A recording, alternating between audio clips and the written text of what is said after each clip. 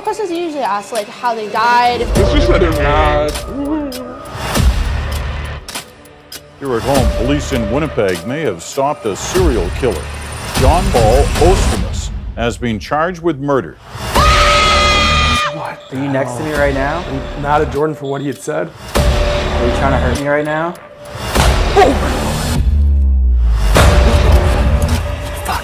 She was only looking for a fling. This enraged Elmer.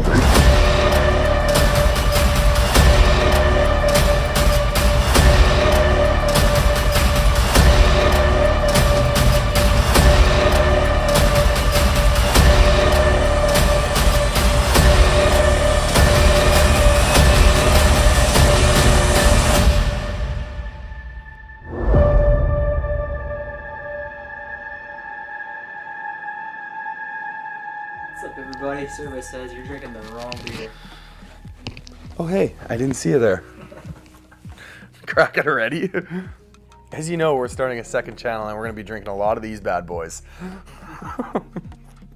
We got berry ale.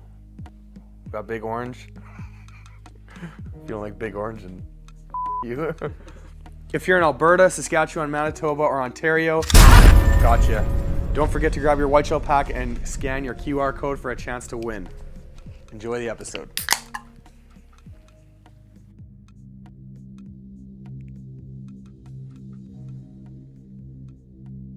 A journal is a person's completely unaltered voice.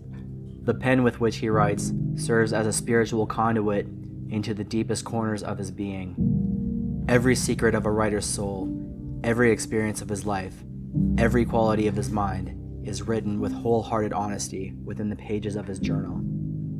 For most people, journaling serves as a form of therapy. Through daily journaling, people are able to figure out who they are and what it takes to become the best version of themselves. But what about those who cannot be helped? What about those with twisted minds and demented thoughts? Does journaling help them improve the overall quality of their lives? Or does it only serve as a tool to exacerbate their deviance?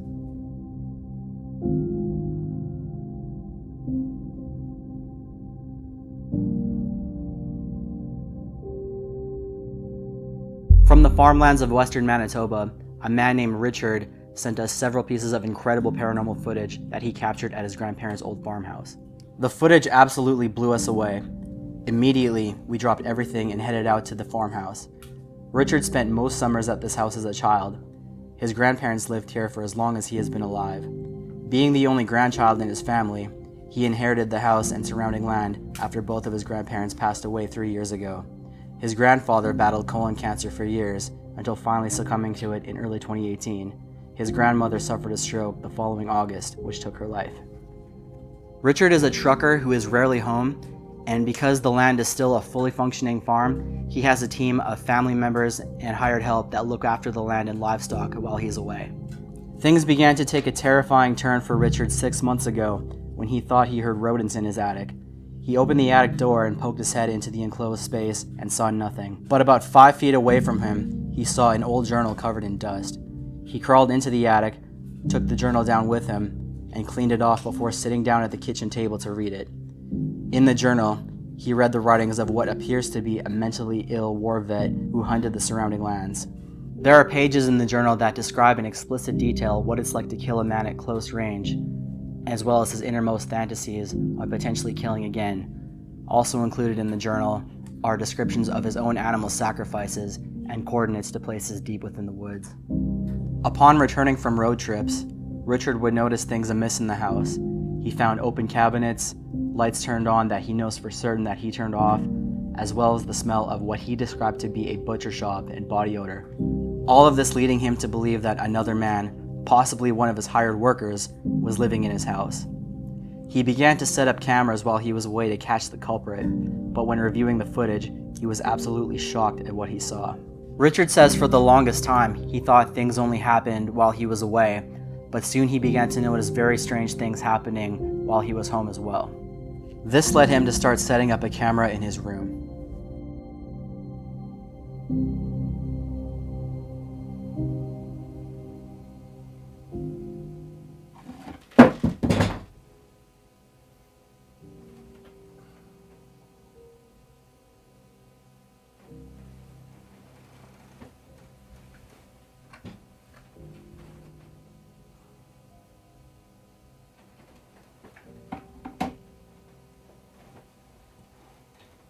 Richard has been following our channel for a few months now, and knowing we were from Manitoba, he sent us the clips that he captured, and we knew immediately after seeing them that we needed to investigate.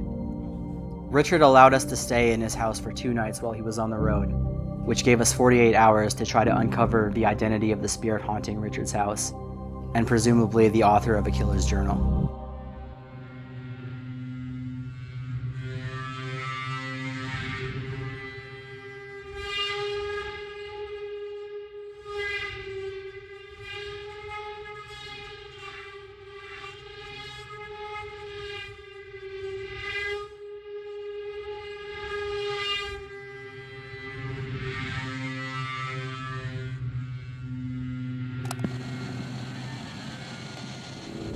The man that wrote in this was clearly disturbed. He's obviously a veteran and had been in a war, and one entry actually describes him killing a man. It goes into very great detail on that. And there's all kinds of other stuff in here too, like maps and coordinates. He does go into detail on some of his hunts, and he actually describes torturing animals before he kills them. When did this all start happening? Like, can you pinpoint like a certain event or a certain point in time? Well, I'd say it all really started happening when I found this journal in the attic. So you set up cameras. It was pretty incredible stuff, but what was the thing that made you set up the cameras? What was the thing that started it? Every time I would leave, I would come home and it would seem like something always changed. Like, lights would be left on when I knew that I had to turn them off before I left, and things would be moved around, and just had a strange feeling coming home every time. I thought that there was somebody squatting in my house. Right, so you wanted to set up the cameras to see if anybody, or to see who it was. Yeah, right. But you also mentioned on the phone when we talked to you that there was an odor as well. Yeah, it almost smelled like a butcher shop. A butcher shop. Yeah. I gotta say that's some of the best paranormal footage that I've ever seen. Who do you believe wrote the journal then? I honestly have no idea. Okay. What are you hoping to find out from our investigation? Well, I'm kind of hoping that you guys are able to bring peace to whatever is here, and hopefully bring an end to the things that are happening.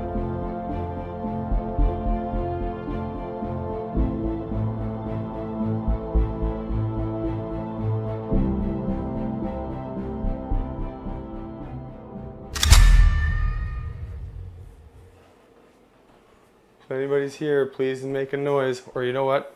Finish this.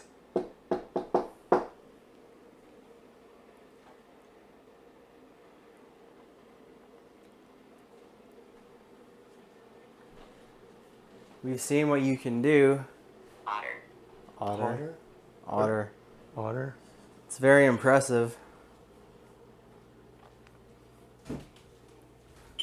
Whoop. Is that you? That was me. That's what it does. You can touch it and make that noise. The piano actually belongs to my daughter, and it was an idea that I've been thinking about using for a while to bring the piano, because it's very simple for a spirit to be able to just touch something and make a noise that we can hear. Yeah, all you have to do, just walk up to it, you can touch it like See, that. look at this. I was shining at her the entire time. It's gotta be.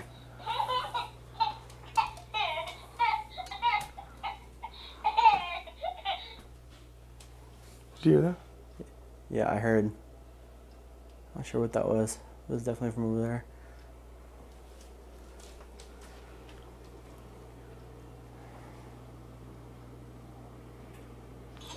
Oh, it scared me. Oh man.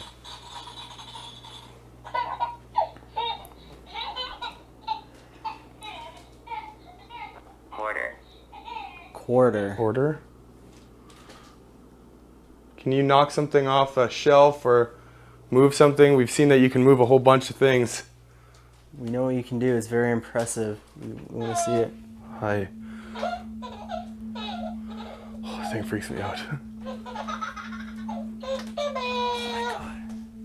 That was loud. It sounded like it was coming from upstairs. Let's check it out. I wonder if, you know what though? Because he left, I wonder if that's when it's gonna start. It's been a while, but. Yeah, very true. Person. Is there a person here? Remember he said that he feels like a person keeps coming here? Yes. That is creepy.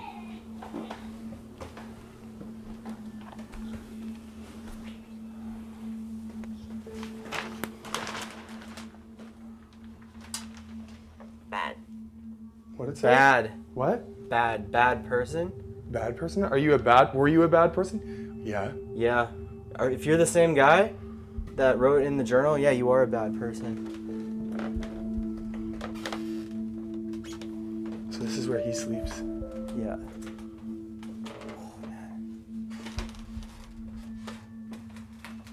Look, there's the attic. That's where he said he found the journal. Yeah, that's right.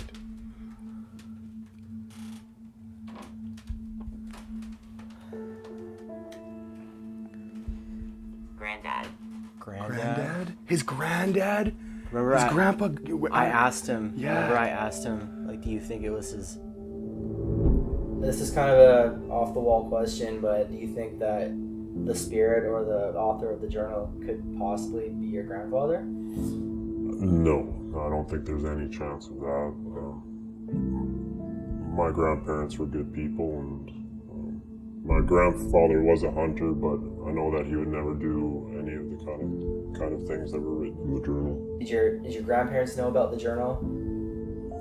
I don't think they did, no.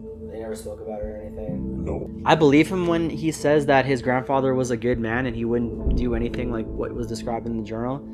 But I can't ignore the fact that of all times for the obvious to say grandfather, it would be right now. His grandfather who wrote the journal. He said no, though. He said he but at didn't the same believe- time, he's going to be biased. Right? Like, he's not going to think it was his grandpa. Was it his grandpa? Is this his... If we're talking to his grandpa right now, can you let us know? That bed freaks me out. Yeah, like why? I don't understand that. Well, you know, maybe like... I don't know.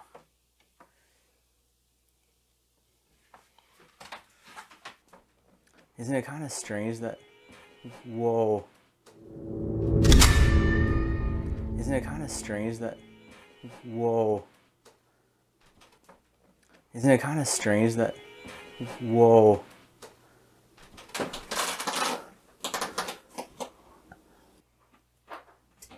What is that?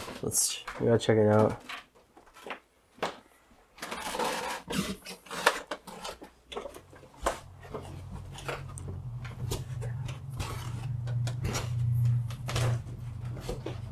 Oh, What?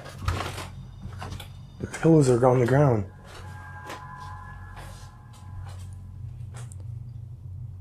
You say your name was Dan?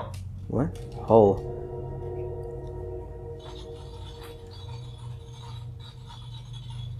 Look at that.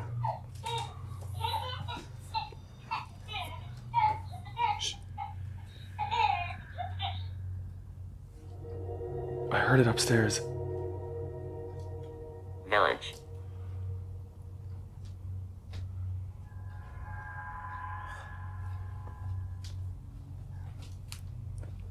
Were you in a village? Were you fighting in a village? I read your journal. I know what you did to that guy. Holy shit.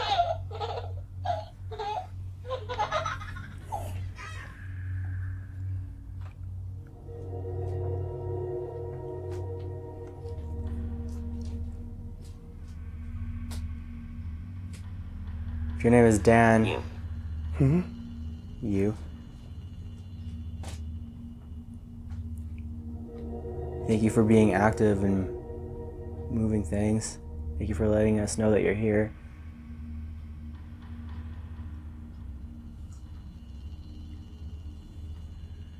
Whoa. Did you hear that? Oh, that I was standing totally still. Really? I thought you took a step. No.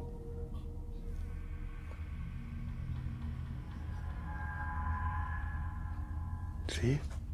When I move, it's not like that. It felt like somebody took a step right beside me.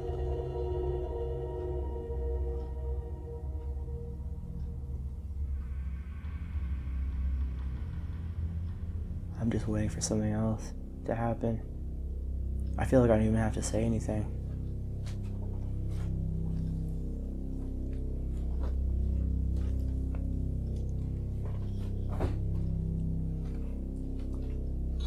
Oh shit, it's scared me again.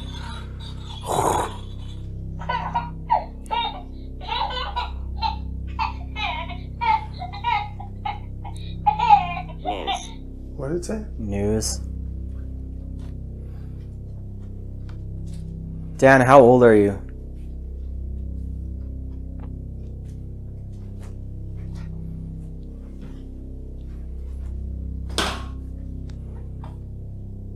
News. Were you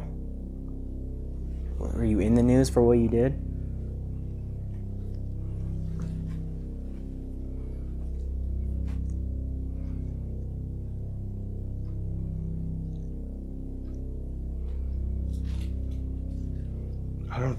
I don't think so though. I mean, I don't know. Like, I have no idea like when this guy was even around.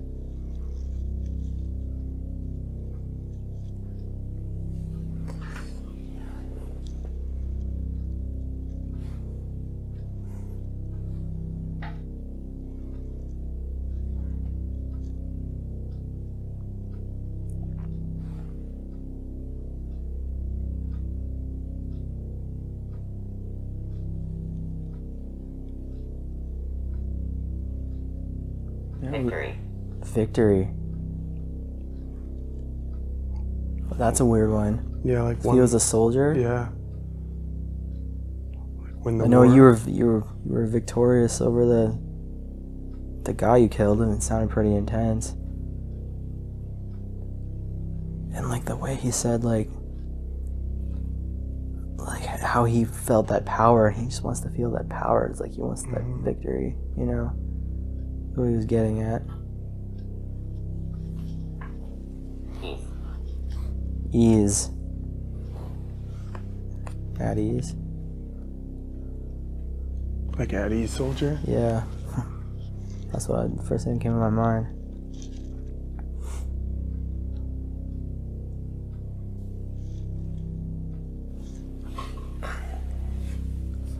It's a weird place. Yeah, man.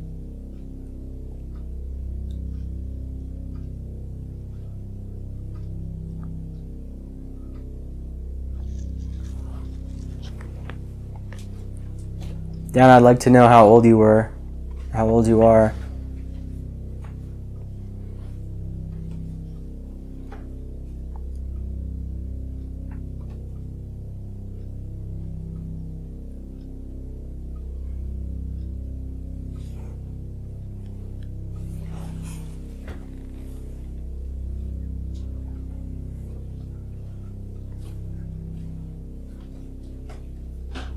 What was me?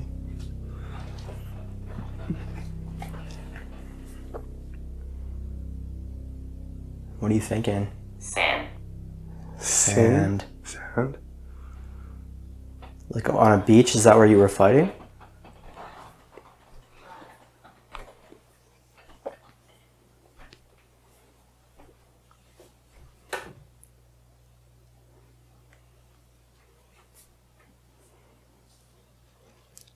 Man, I really like. There's nothing. I read through that journal. There's nothing that's like dated or anything like that. Nothing down, anything?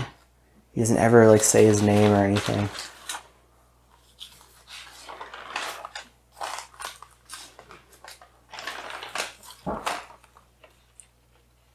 That was a definite knock. Where'd that If come that's from, you, though? can you knock again?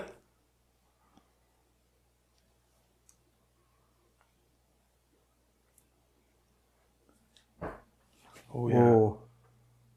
It came from that back room over there. Yeah. Came from somewhere over here.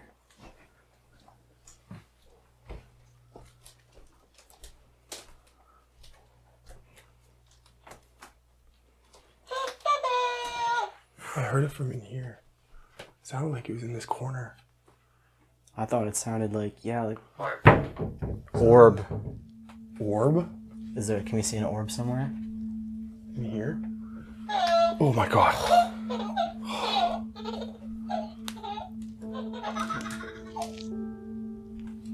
It said news again. Again? Is there like a Dude, is this a newspaper? newspaper?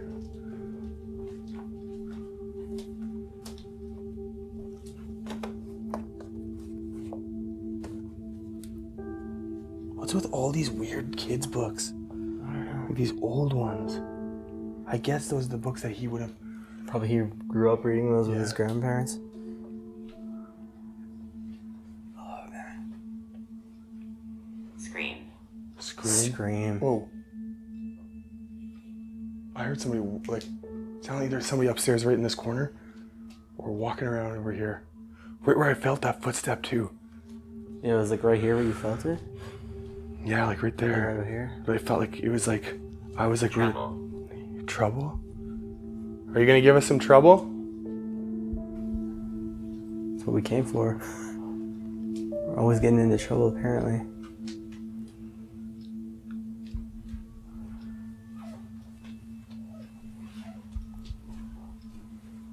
Move this chair again.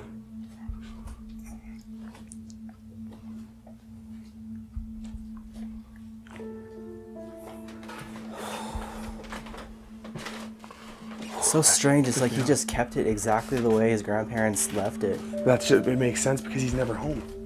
Yeah. You know, he's never here. You think he'd switch something, like this is all the same like stuff.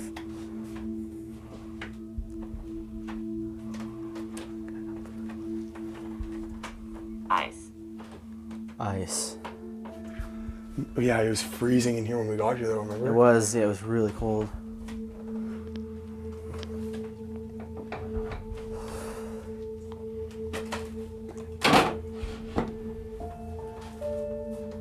Dan. Ben? Dan. Dan? Is that your name?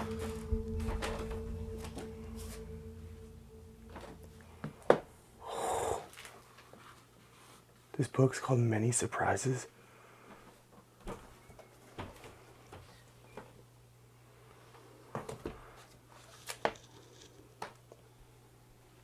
Rest.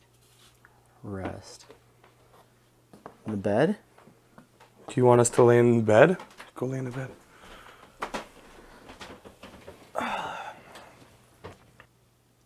This is weird that it just gave, like, it said granddad right away. It's I like, know. it's almost like we don't even have to, like, pry too much into who the guy was. No, it just wants to say. Yeah. It usually doesn't happen that quick. Reason. Reason? Reason? Did you have, what reason did you have? No way. Oh, holy shit.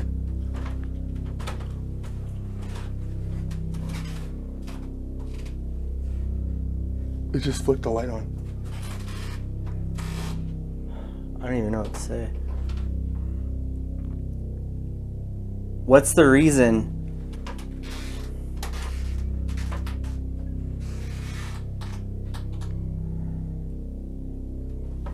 Why only after he found the journal?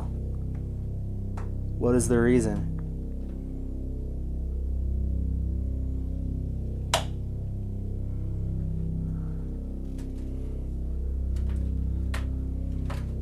That was ridiculous. And now quiet. Yourself. Yourself. That didn't really make sense with what I asked you.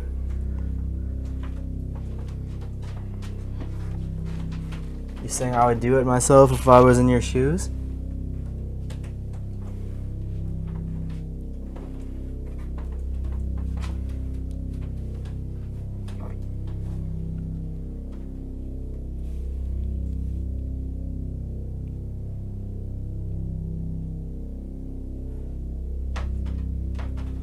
Can you turn the light on again?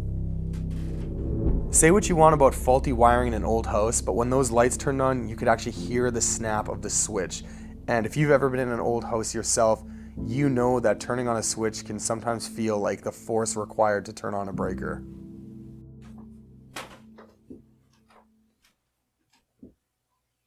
It's saying some pretty wild stuff though. Your nose is down there.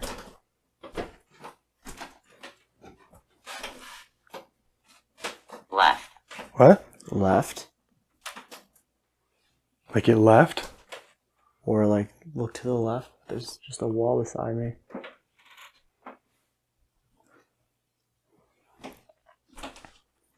Wisdom. Wisdom.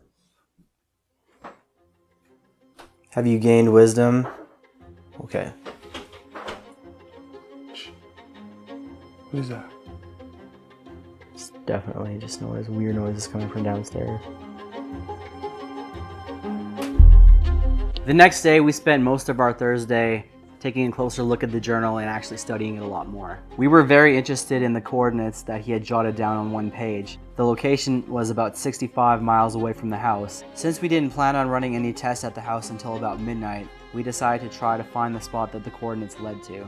One of the most chilling journal entries was one where he fantasized about killing another lonely hunter far away from civilization so that he can once again experience the thrill of taking another man's life while he looks into his eyes. Our plan was to come in from the east, but because we could not get our vehicle through to that side due to a swampy area, we had to hike through the dense woods from the west side. What we found at the spot of the coordinates was a clearing that was very suitable for camping, with a few stacks of firewood around the area. We originally thought that we were going to find animal bones or something related to the animal sacrifices that he talked about in the journal, but we later realized that if he did plan on taking another hunter's life, this would be the ideal spot if hunters regularly camped at this location.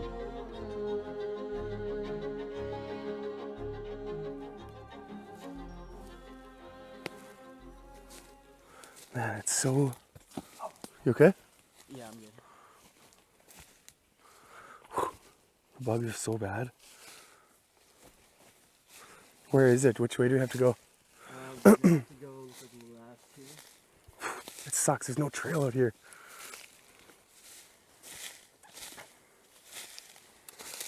Oh.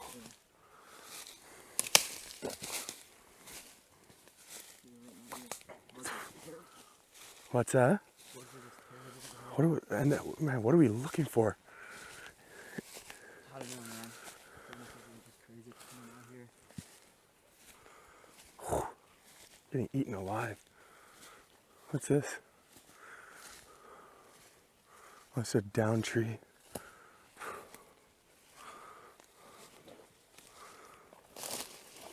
Watch out, there's big rocks right here. Man, they're like flying in my mouth.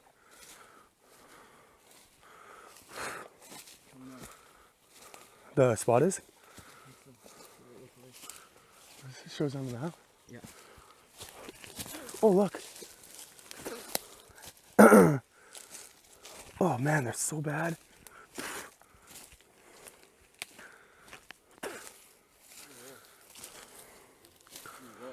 Ow. What is that, firewood? Oh my god. Oh, fuck.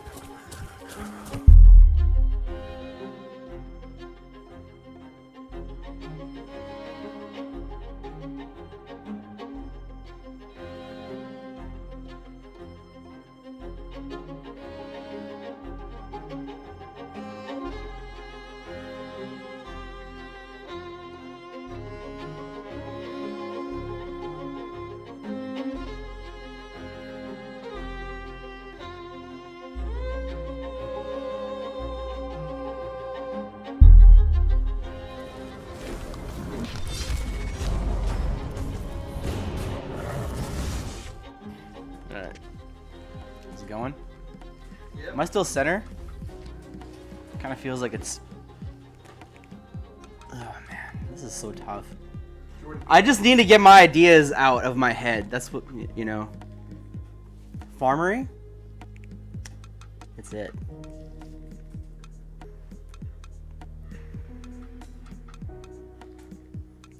That is not what you wrote down. That's exactly what I wrote. 10 minutes writing. Farmery. Farmery, it's it. Paranormies is sponsored by Farmery. Guys, it is officially summertime, so whether you're at the lake or you're chilling with friends around a campfire or you got a big juicy pork shoulder on the smoker for the whole family, make sure you want to have... What the hell? Make sure you want to have... Regardless. Yeah. Hold on, you can do a jump cut there. Yeah. Make sure you want to have farmery. Make sure you want to have it. Make sure you don't want to have it before you buy it. It's going in. Make sure you have one of Canada's best beers with you at all times. Gotcha! Enjoy the episode.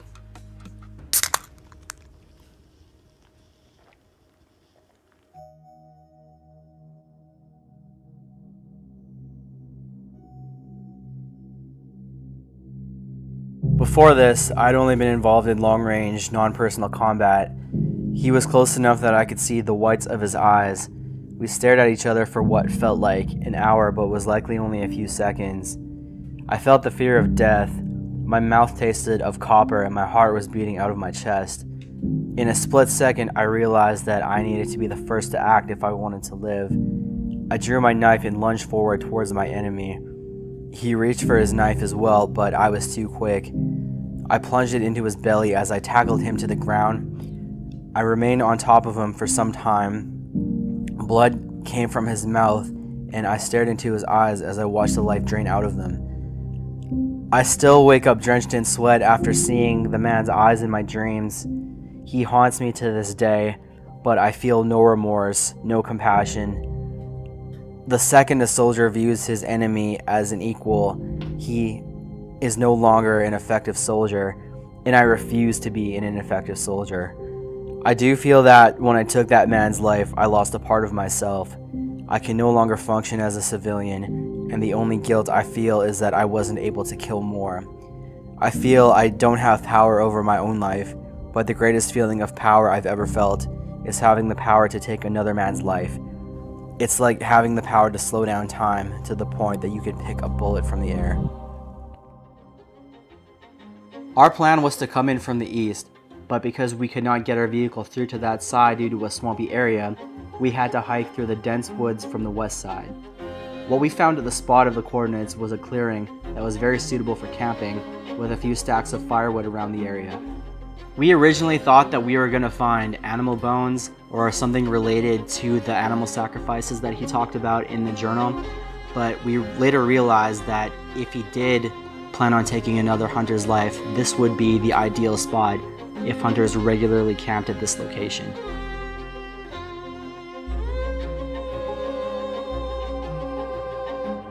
Oh my god!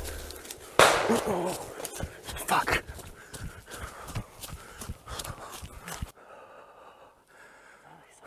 I don't know, man, I don't know. Let's get out of here.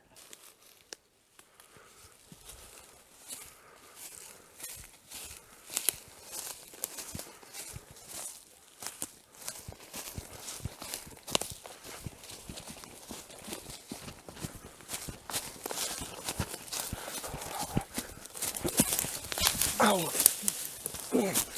fuck. Oh.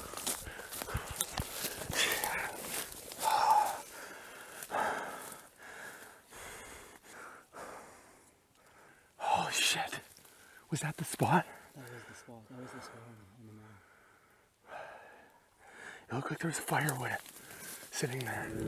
We didn't see any no trespassing signs on the way in, and in Manitoba you are allowed to hunt on Crown land, and for those that don't know, Crown land means land owned by the government.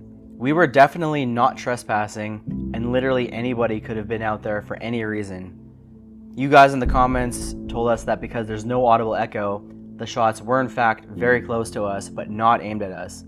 At the time, we weren't thinking about that at all. We just knew that we needed to get out of there and back to the truck as soon as possible. We weren't sure where exactly those shots came from.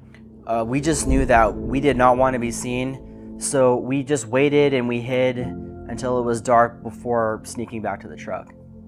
It felt like an endless drive back to the house. We were looking over our shoulders the entire time. We were discussing what we were to do if somebody ran us off the road or other potential dangerous scenarios. Fortunately, we weren't followed and safely made it back in the very late evening. But to us, we thought it was so eerie to think about his journal entry where he fantasized about hunting a hunter deep in the woods, and when we got to his coordinates, somebody shot at us, or at the very least, shot warning shots in our direction. We planned to start doing tests around the house around midnight, but when the time came, absolutely no activity took place. This was very surprising to us due to the strong activity we experienced the night before. Eventually, we sat down with our Ovilus and just listened. Absolutely nothing came through for almost 2 hours. We almost gave up and turned in for the night until around 3:24 while we were sitting around the kitchen table.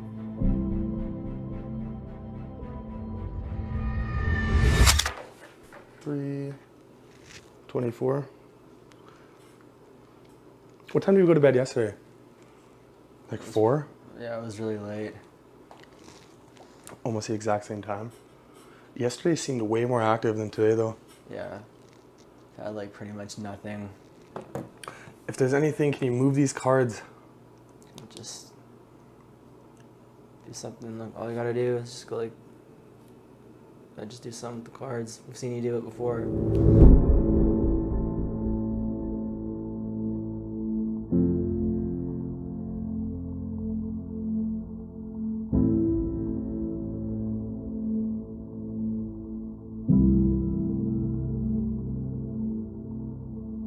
I wonder if it's like it doesn't want to do the same thing. Yeah, it could be. You know, it's not like we can't ask it to do something.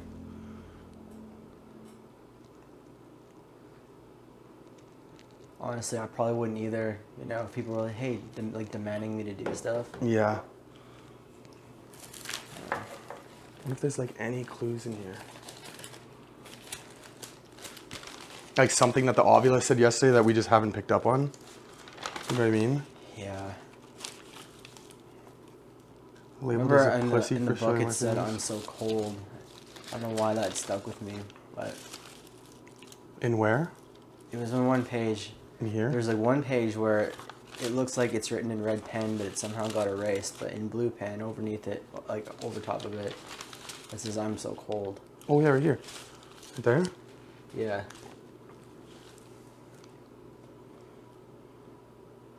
Like you see the Can't pick the it red up. pen. Yeah, it's like something was erased. written. That's weird.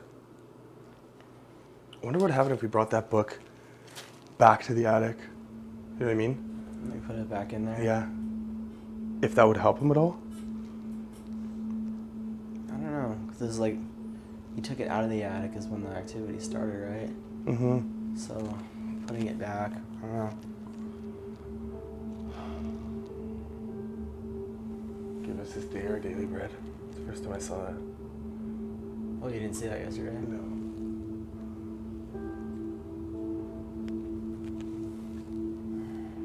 Nothing on the Ovilus either.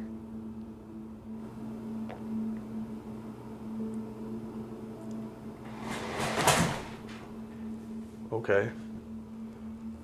Oh, that freaked the shit out of me. What Yeah, is now it? it's level. Level? Now it's starting to say stuff. That's exactly what happened like in his video.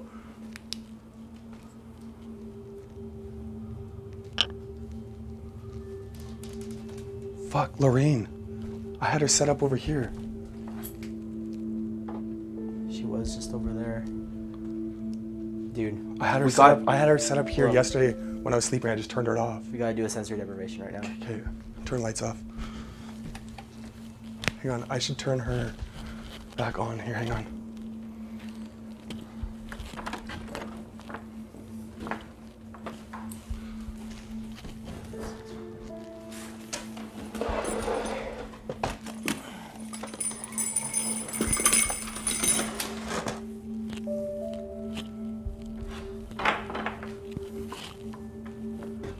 That was crazy. All right.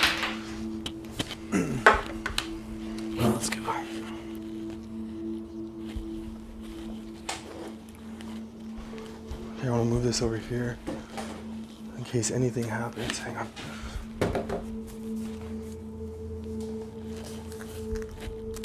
In here. You win. You win? I win what? Okay, if you're here, Fucking stop. can you tell us your name? Was it Dan or Dave? Phantom. Phantom. Yes, it's me. It is you, Dan? Tell something to Jordan. I'm cold inside. Empty. Empty? Empty what? Are you empty inside? Whoa. Vinegar. I know how. You know how to do what? Talk to Jordan, communicate with him. In the woods. It's there. Her. Or who?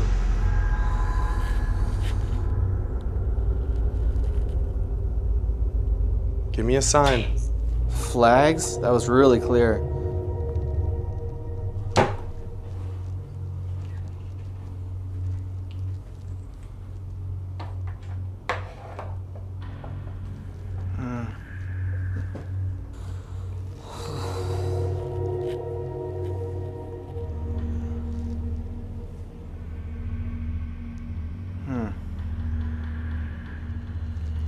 My hands feel like they're just like tingling, Are like you falling asleep or something. Are you touching his Whoa. hands?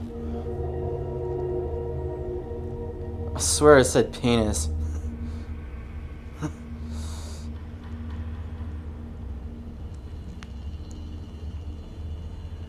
Can you, if you're touching his hands, can you pull on his shirt or whisper in his ear?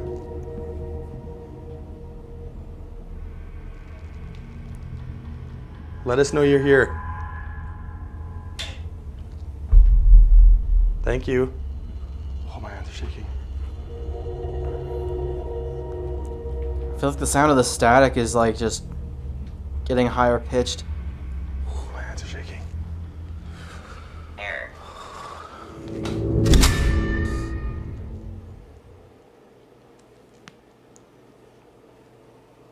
Can you, if you're touching his hands, can you pull on his shirt or whisper in his ear?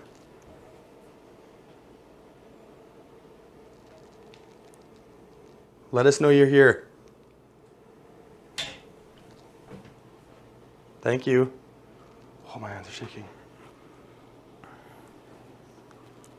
I feel like the sound of the static is like just getting higher pitched.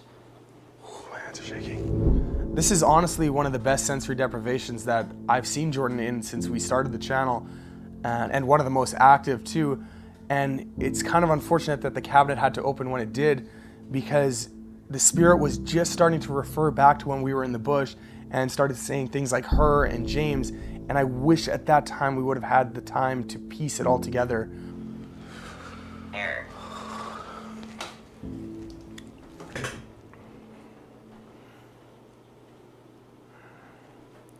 It's my job. It's your job to do what?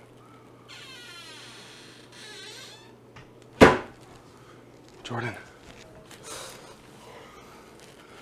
The cabinet just opened, man. Oh I man. put the K2 meter to it and nothing happened. What? Okay, what happened? I was standing here and I was filming and then it just opened up. Blasting. Lasting? Was man, anything my I hands was are saying shaking. making sense? Yeah. Like, it was really hard to hear, but there was a couple times where I was like, I was talking, and it's like as I was explaining it, like something would come through like really clear, and I missed it. Goodbye. What did it say? Goodbye. Holy shit, dude, that freaked me out. Oh, I was Okay, trying to so- get like a close shot of you because I just asked it to like pull on your shirt and shit. Uh-huh. So I was trying to get a close shot and then all of a sudden that moved. It just Was opened was up. anything? That's crazy. Was could anything hear else it. happening? Because I felt like the table was like, I heard noises from back here and then I heard noises from upstairs. like I didn't know if I was. That's crazy. I didn't know if I was like disoriented or something, look but at my I felt like fucking hands. I felt like the table was like moving or something. That could have been from me walking Okay, because yeah. I was walking around like over here and over here.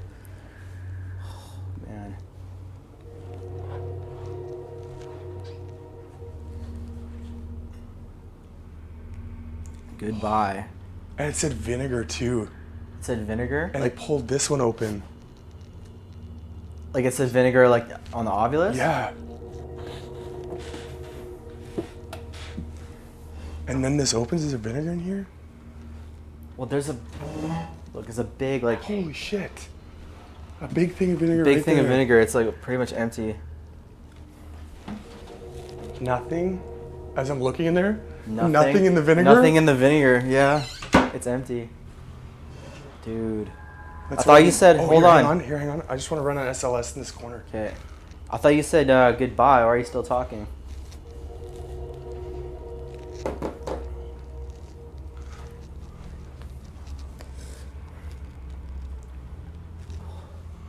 Dude, I was falling asleep before. I'm wide awake now. Really? Yeah. I want to see if there's anything that can be picked up.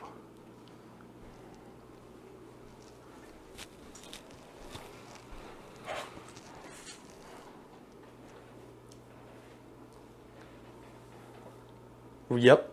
Yeah? Yep. Right there.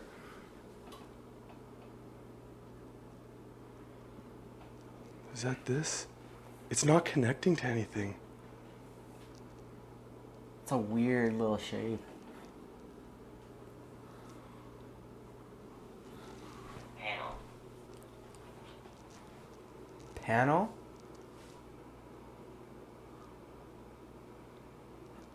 Is it on one of the panels? Now it's gone. Grab that camera. I want to quickly rip through, see if there's anything over here where the chair moved.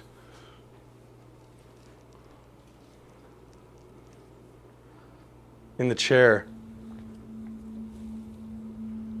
Holy Is smokes. one in the chair? Oh, there totally is. Let me grab the K2. Is that you sitting in the chair? This isn't your house anymore.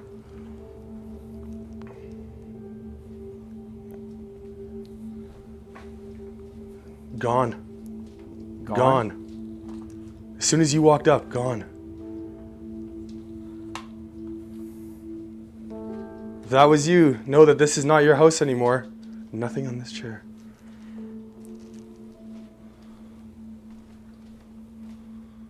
Whoa. Holding the doll. It's holding the doll. Or Look. is it the doll?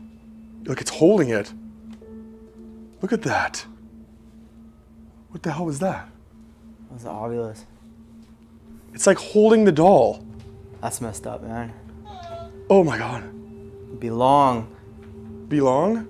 You just You said... do not belong here. Yeah, because you said it's not your house. He says belong. My eyes are watering. Oh my god, my eyes are like watering. It's like it's holding the doll. It's standing on the ladder.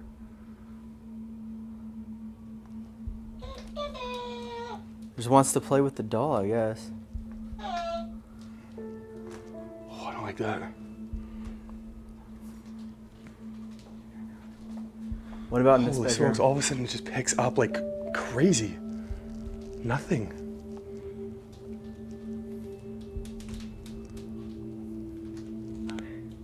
Huh? What is it? Other.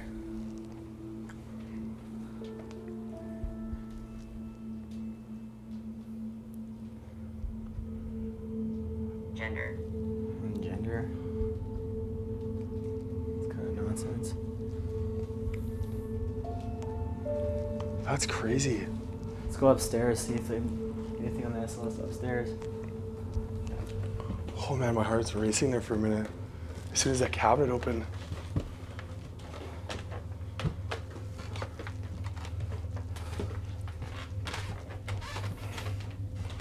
think it was picking you up. What? Visit? Yeah, we are visiting. You can't visit us. You know that we're visiting because you've seen who lives here.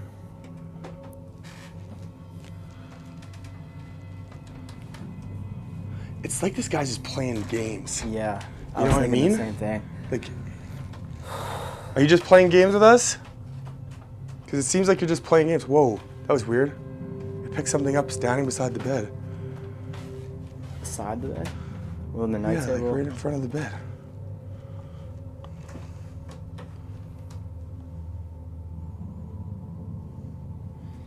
Like, what are you doing here? Playing a game of little cat and mouse? Pick something up outside. Develop? Developed.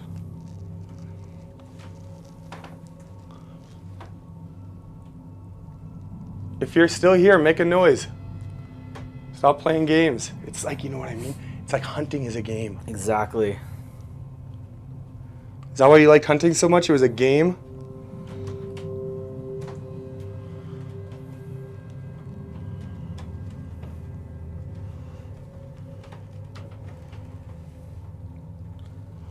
Something about mirrors, eh? Something standing at the foot of the bed beside you. Beside me? Yeah. Camera's autofocusing on something in the doorway. Really? Yeah. Or maybe it's like right beside. Did you hear that? No. I heard like a hiss from downstairs. Really?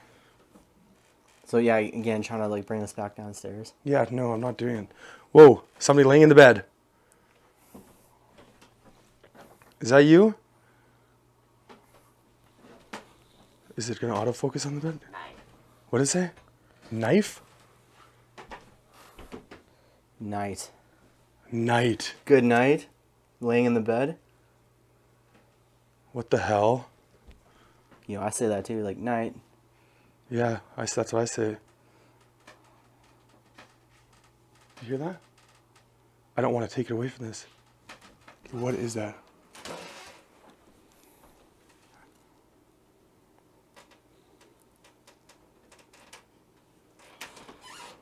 Like, I don't want to keep chasing around though. Yeah, I know. I don't want to really like play games. We're gonna stay up here for a while. It's like it's still in the bed. Shh. Okay, stop moving. If that's really you, do it louder then.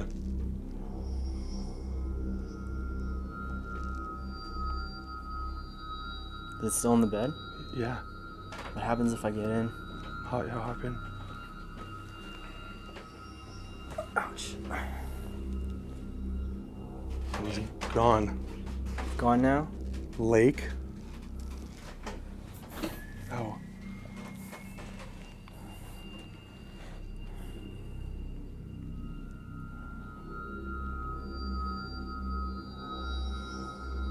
Oh. He was back for a second. Shh. Do it again then. It's pissing me off almost. That was a Did it little again. louder. Do it again.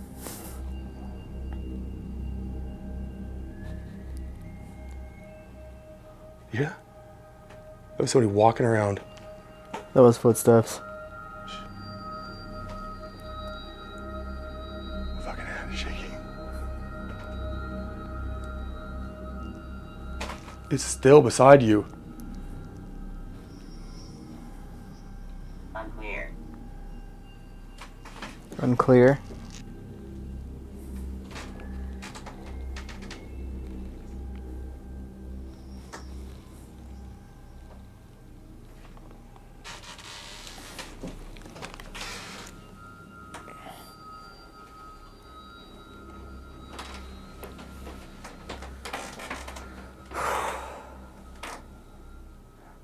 I really want to hear something, like a voice. You know what I mean? Yeah. But that would be so scary if you heard huh? New, like K-N-E-W. Whoa. Or you want to show us something?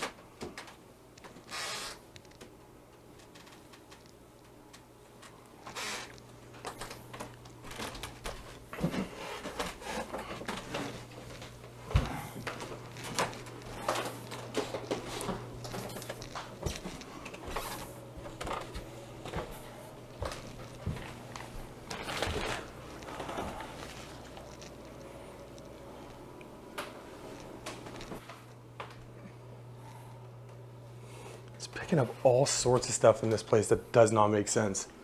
It's cold in here. The door. Oh my god. That's why it's cold. You can feel it instantly.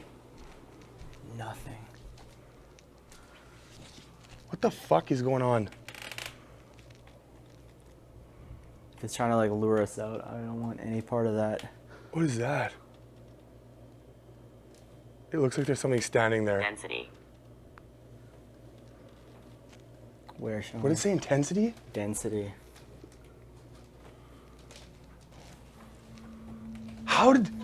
Dude, how did the doll not go off?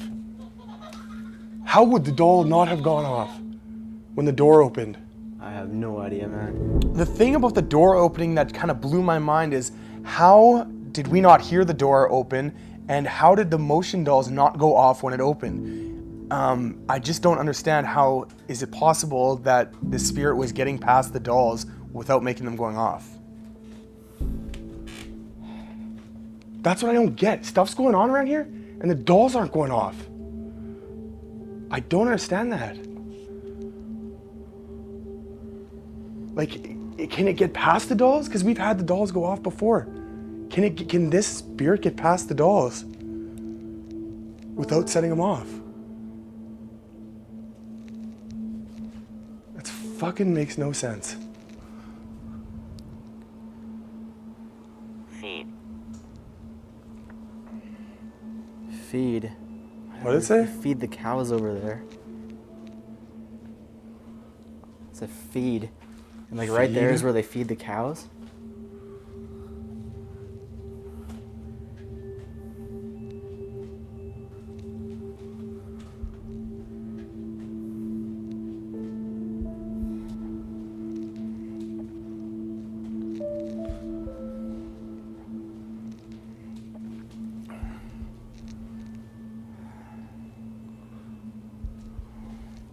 I'm gonna shut this off.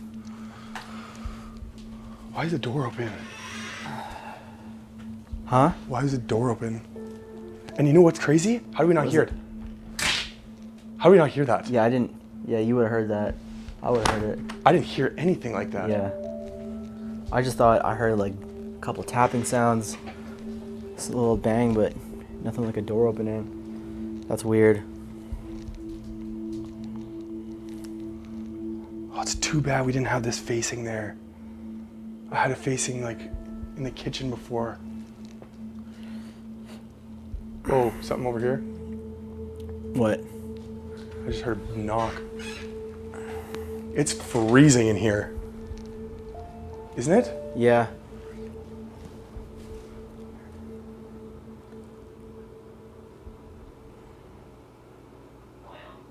Oil?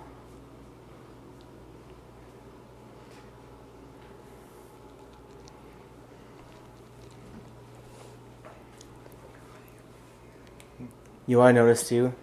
I'm starting to get that like faint smell of like meat, you know? Very faint. I can't smell anything. I've smelled it for probably like Really? 10 minutes, yeah. What did it say? I need to keep that thing Horse? Say horse? No, it said wars. Wars. Wars? Yeah. Like war. Yeah. Really?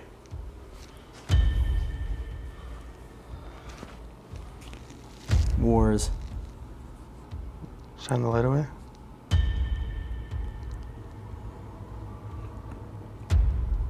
God, we have this issue every time. That's crazy. That's crazy.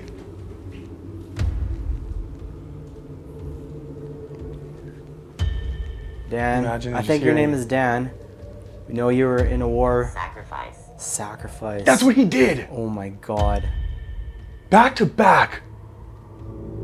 It really blows my mind that in the journal, this guy's talking about his experiences in the war and animal sacrifices, and then the ovulus spits out the words war and sacrifice back to back.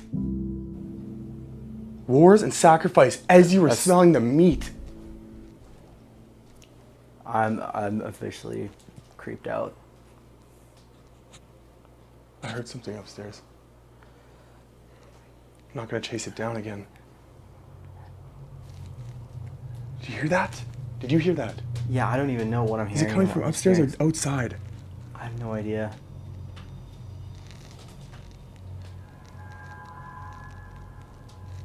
What is that noise?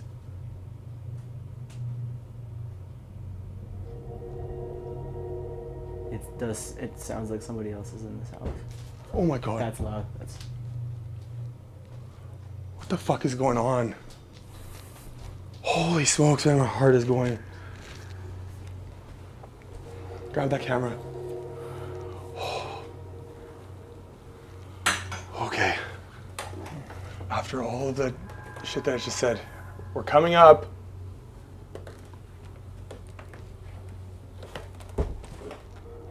Where is that coming from? It sounds like it's coming from behind me. Like up here. What about that closet?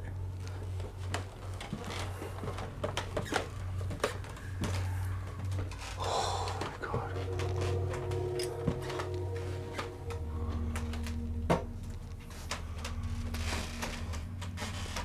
It's coming from the attic.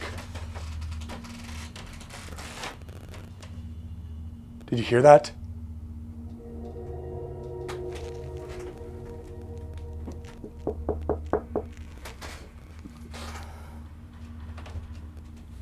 Did you hear that? That's in the attic, 100%.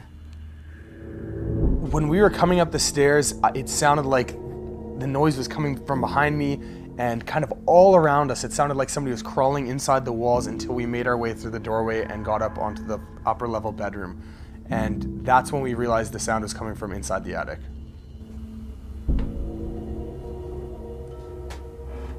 It's in the attic.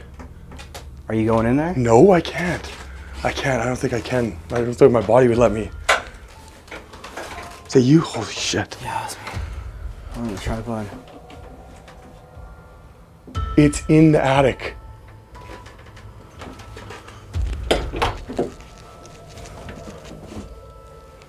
I have to check just so everybody knows what's going on.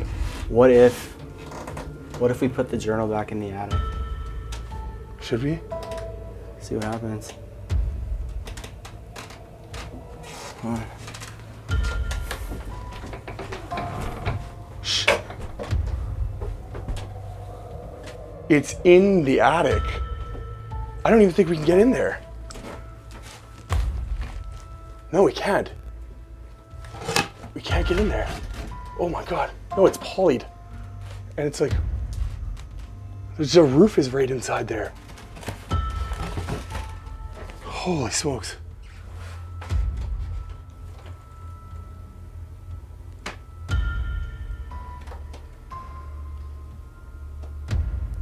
It's in there. Hold on, Get the journal. Get the journal.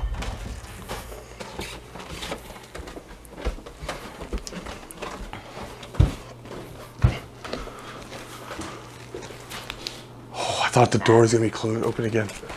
It's freezing down here. Yeah.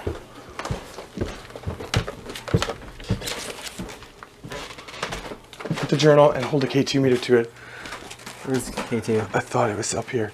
No, it's downstairs.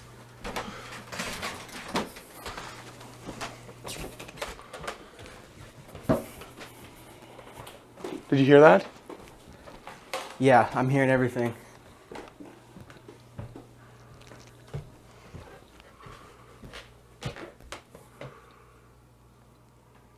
Oh. What? Got a little spike for a second. Where is it? Whoa, big red spike. Really? Look at this. Right there. Right in that area.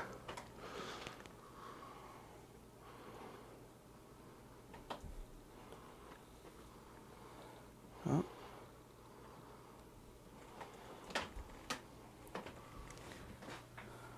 It's just constant. Yeah, it's not even surprising anymore. Oh, I did get a little, maybe just I put it down. Yeah. Look at that. On the journal. It's so random. It's right here. That was like right. Value. What is happening? You. What? You. And we cannot get in there. We don't have any way to get up there. No, we can boost.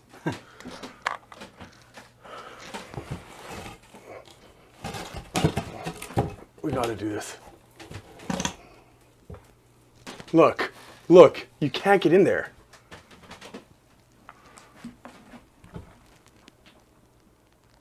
I can't see. Let me look. Change the lens. There's nothing in there. It's not even big enough for us to get in there. Let me see.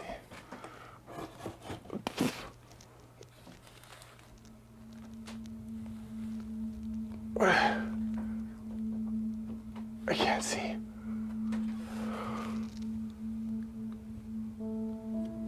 There's no way we'll get in there.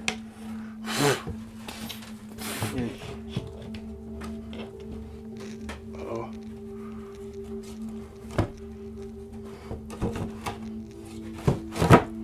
There we go. West. Huh? West.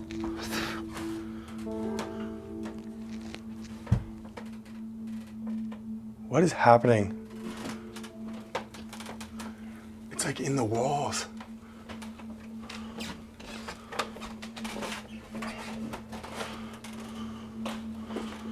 Scream. Scream. Can you scream for me? Can you imagine?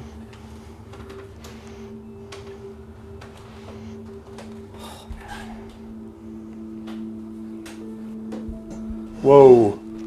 Light just went on again. Oh my god.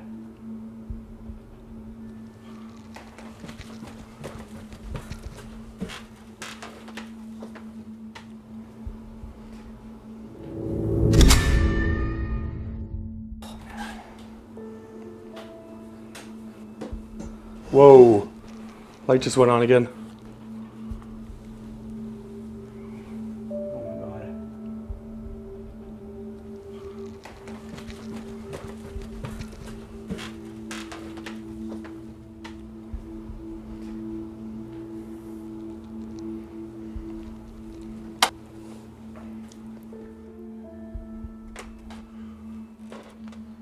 Moan. Moan. It said scream and moan back to Yeah. back. It's like when you hear like banging like all around you like that, it's like you just have no idea what to do.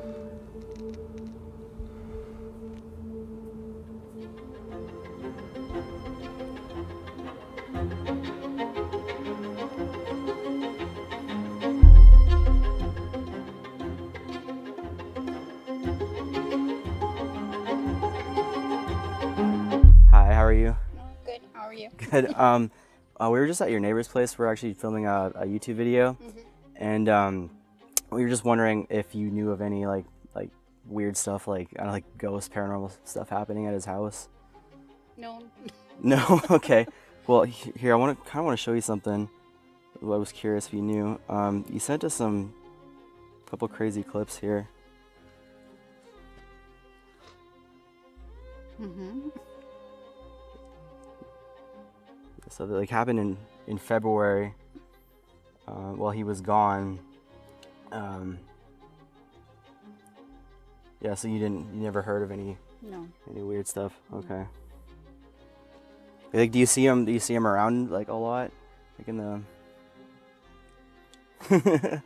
Not really. Okay. Well, no. I think February was mostly home. I seen him around the farm, and Oh, really? yeah, and I think he was working on his truck and stuff. So Really? So he was at home like what, like for most of February, you'd say? most of the February, like Oh. yeah, I didn't really notice that he was gone. Okay. Well, that's weird.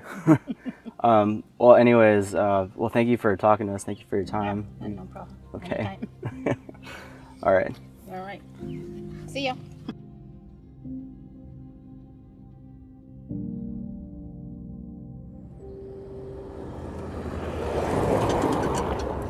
Hello. Hi, Richard. It's Jordan. Hey,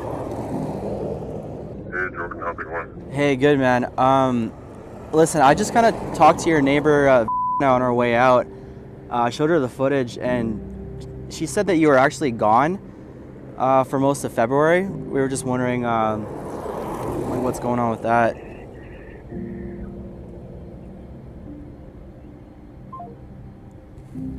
You just hung up. Really? Call him back. You just, okay, I'm calling her right back.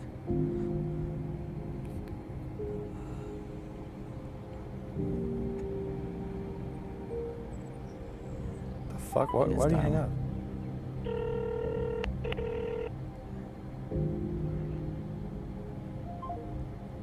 Did he hang up again? He just hung up again. Do it one more time. One more Okay. time. Yeah, he answered the call and just he hung up right away. What is going on? Come on.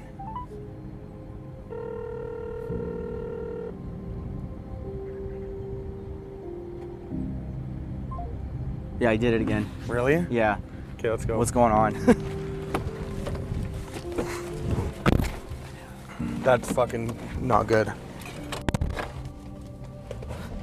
Why would he just... Obviously, she's not lying then. No, she's not lying. But then why the fuck would he? When Richard hung up on us and refused to answer our question and didn't answer any of our calls afterwards, we knew we had to get out of there because things at that point had just gotten way too weird for us to stick around. If he caught a lot of this footage in February, and what his neighbor said was true about being home all of February, not only was Richard present at the time of capturing his evidence, but he had been lying to us about his involvement in the paranormal activity around the house. Even more confusing, the footage that he sent us is very clearly not faked, and even if it was, we certainly experienced real paranormal activity while we were there, and we had not seen him around all night. We still don't know how to explain this, and it begs the question if he was present at all over the last 2 nights.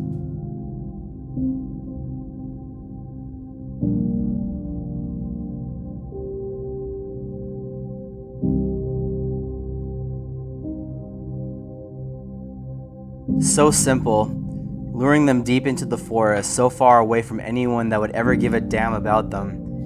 They would do anything for the next big catch. One shot to the torso and they're on the ground bleeding like a stuck pig. No one would hear them cry as I pull my knife out and finish my duty to rid this human waste once and for all. I've played this game my whole life, and it's the only one I could ever win. I am God. I live inside your mind and take you where I want. When I hold my knife to your throat, I am the only one you answer to. I've been fucked up my whole life, but now I'm too far gone. Life will never be normal, so why should I live life normally? Why should I deprive myself of the only thing I have control over? Over here they don't give medals for killing, but over there they do. What is the goddamn difference? I watched a man with hopes, dreams, and a family, my knife in his belly, turn to nothing in an instant.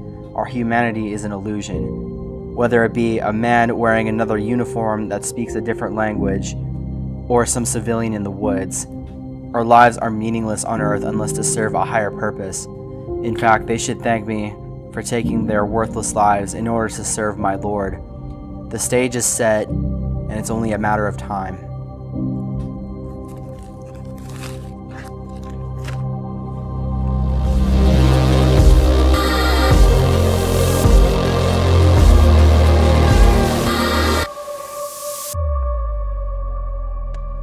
A journal is a person's completely unaltered voice.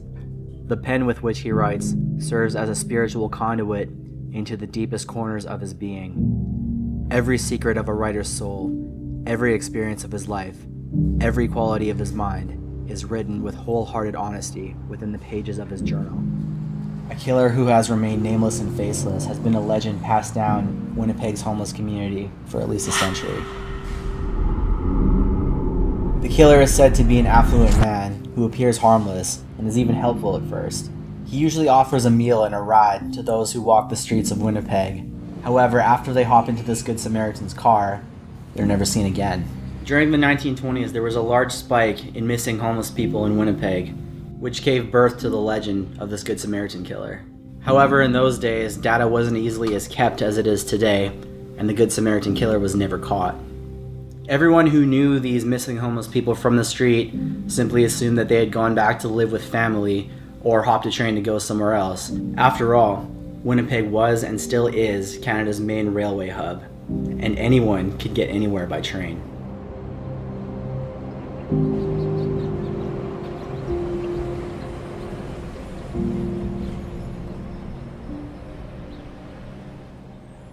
What was simply an urban legend for nearly a century became a horrifying reality, and the dangerous life of the homeless had taken an even more fatal turn.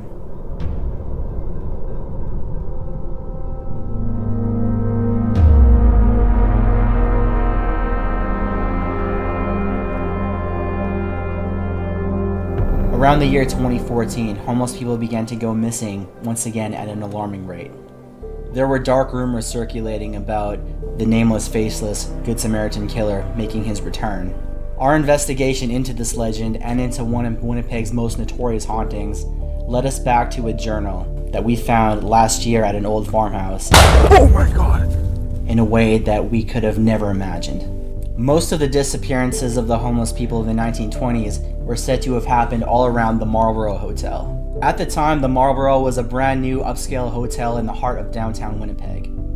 Originally named the Olympia Hotel, the harbinger of its long change of sordid, unfortunate events would happen 6 months after it opened when World War I hit. The hotel was forced to close due to the financial hardship that was brought on by the Great War. And during the war, it was commandeered by the Canadian Army to house the 184th Battalion before sending them off to England. It was reopened after the war and renamed the Marlborough, after Britain's first Duke of Marlborough. However, what began as a high-class luxury hotel began to fall into more and more disrepair over the years.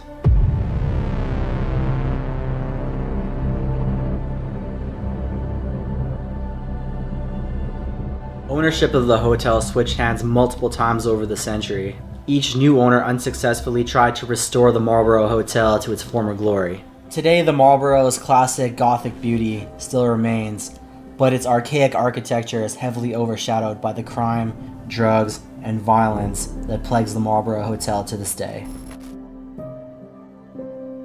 I'm Danielle, and I work as an outreach mentor for vulnerables in downtown Winnipeg. I work with the vulnerables who are addicts, into drugs, gangs. We help them find jobs and apartments, just try to rehabilitate them into normal society. It can be quite dangerous. I worked in a house that before we took it and rented it and turned into like a safe house, it was a trap house. So I was actually there one of the very first nights, and somebody was trying to break in the back door with a crowbar. How does your work affiliate with the Marlborough Hotel? So with the people that we work with, they're drugs, booze, they don't ever hold jobs. So whenever they're in a place, they'll eventually get kicked out for various reasons, and we find them temporary placements, which is like the Marlborough Hotel and a few other ones in the city. So we'll house them there, and then we just check on them a couple times a week, make sure they have food and that they're not causing too much trouble. But I do have the one girl who disappeared from her room, and when we went into the room, she had rolled up towels by the windows and by all the doors. So it's like she disappeared from the room somehow, and nobody knows how she got out without having the towels moved. It was a little bit freaky. The killer remained an urban legend for nearly a century until 2015, when John Paul Ostemus was arrested and charged with the serial killings of 3 homeless men. Here at home, police in Winnipeg may have stopped a serial killer. John Paul Ostemus has been charged with murder connected to the deaths of 3 vulnerable men. A self-proclaimed killing machine, John Paul Ostemus was a schizophrenic that spent much of his time on the streets himself. I will walk all the time, but When there's a killer on the loose, you don't know who you're walking up behind. It's gonna bring people's awareness of how hard the streets are. John had tried checking himself into treatment after he realized that his murderous thoughts were getting out of control, but tragically he was denied due to not having the correct papers with him. Not long after being denied is when John went on his rampage. In one instance, he stomped the head of a man sleeping in a bus shelter. He's also charged with second-degree murder for killing Miles Monius in this bus shelter earlier this month. And in another, his victim was found behind a dumpster in a pool of blood with a rope tied around his neck. All three of John's victims were found within the vicinity of the Marlborough Hotel. It took only 3 days after his final murder to be arrested after he was identified from security footage. John Paul Ostamus was found guilty on all 3 counts of murder and was sentenced to 75 years, which is the harshest sentence that anyone has received in Manitoba after the death penalty was abolished in 1976. Since John has been in prison, the age-old story of the homeless killer has faded back into legend. While doing extensive research on this urban legend, we began to develop a theory on who the original killer from the 1920s might be. A man who was from an affluent British family, who after returning from World War I, worked in downtown Winnipeg as a cab driver. He also lived only blocks away from the Marlborough Hotel. Because he lived so close to the hotel, he was known as a regular there, and eventually the hotel became one of the 2 places that he was convicted of killing. This man's name was Albert.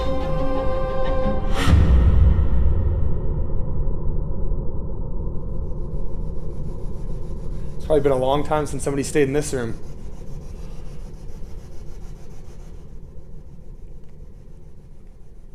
Were you a victim? The SLS screen just shifted over. Really? Yeah. A lot of people have died in here and in the area. Were you a victim?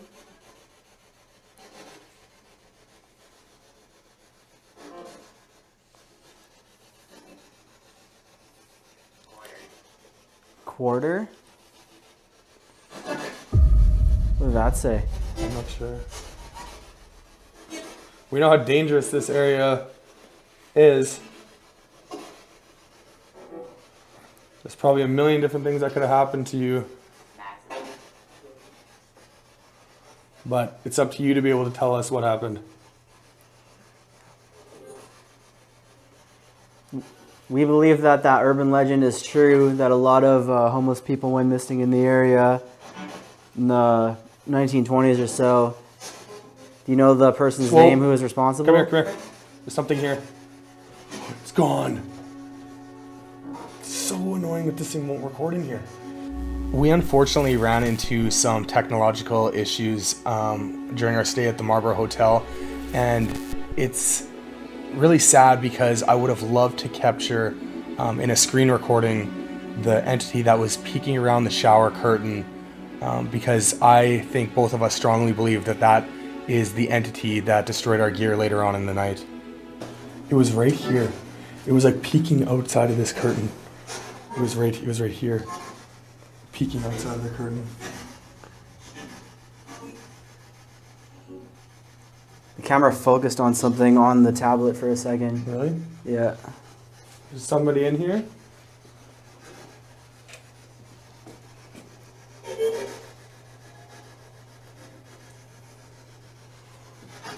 That was weird. I don't know. Yeah, it did pick something up right peeking outside of that shower. Who are we speaking with right now?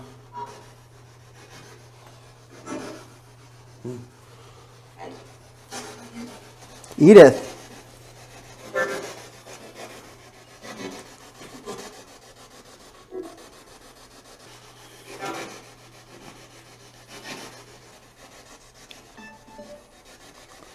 What was that noise? I don't know. That's what it... That was weird. That's the noise I was talking to you about. I don't understand why it's doing that.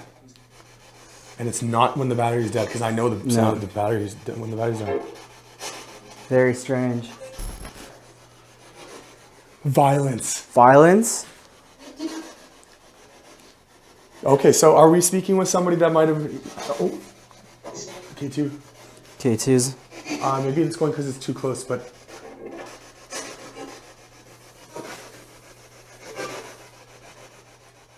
Yes, it would have been pretty violent. There is a lot of violence around this area, and I think that whatever would have happened to you would have been very violent. Again. What is that sound? I don't know why it's doing that.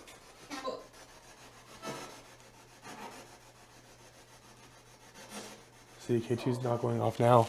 Soul. There's so many words, like almost words. We're gonna have to go back and... Evil. Evil? Edith. We're trying to contact Albert on a location where he didn't die, but Jordan has a theory, and it's something that he's mentioned in the past, and it makes a lot of sense to me, and it's that when you commit such a high energy crime, like, you know, stabbing somebody or strangling somebody, there's a lot of residual energy left behind, and we feel like maybe it's possible that we could conjure Albert to the Marlborough Hotel, being that he was a frequent visitor here, and especially being that his most famous crime happened inside the Marlborough Hotel.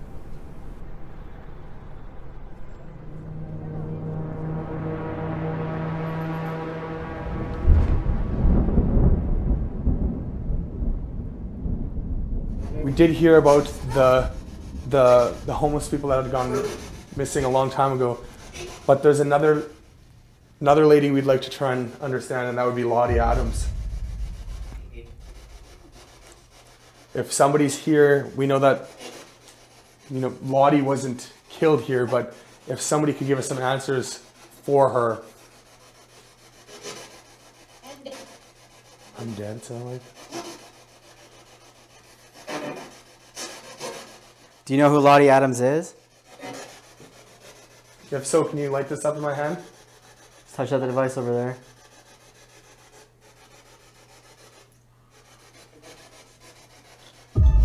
Oh, there it goes. It just spiked. Thank you. Is it a high? Tape? Tape? Tape. Tape. Tape, like to bind hands, maybe? Maybe. If your hands were taped when you were killed, can you light this up again?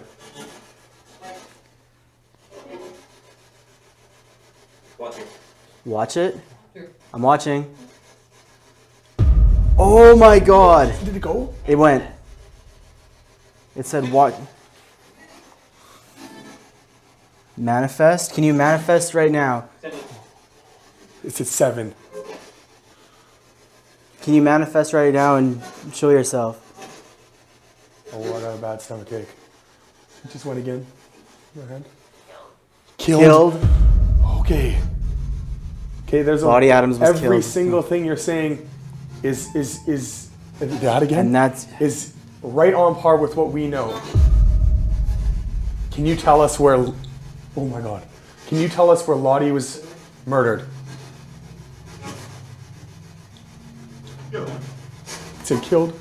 Oh, now I got goosebumps. Can you tell us where Lottie was murdered? We would love to know. My hand's shaking. Your hand is? Yeah. I can't believe it said watch and then it just went up. Hang. Hang? Hang. That was, I heard it. Are you freaking out? A little bit. No. No? You're not, I know you're not freaking out, but this is very strange for us. If you understand that we can't see you. Can you show us? Do you know who Albert is? I did? I did? You knew Albert? I'm like, no. How did you know Albert? That's getting the most clear responses I've ever heard. Yeah, why did you kill Lottie?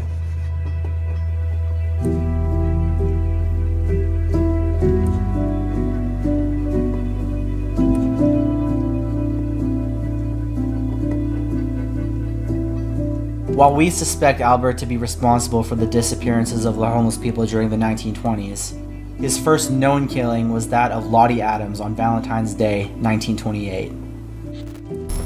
Lottie Adams was a friend of Albert's wife, and she was married herself, so therefore she only remained close friends with Albert.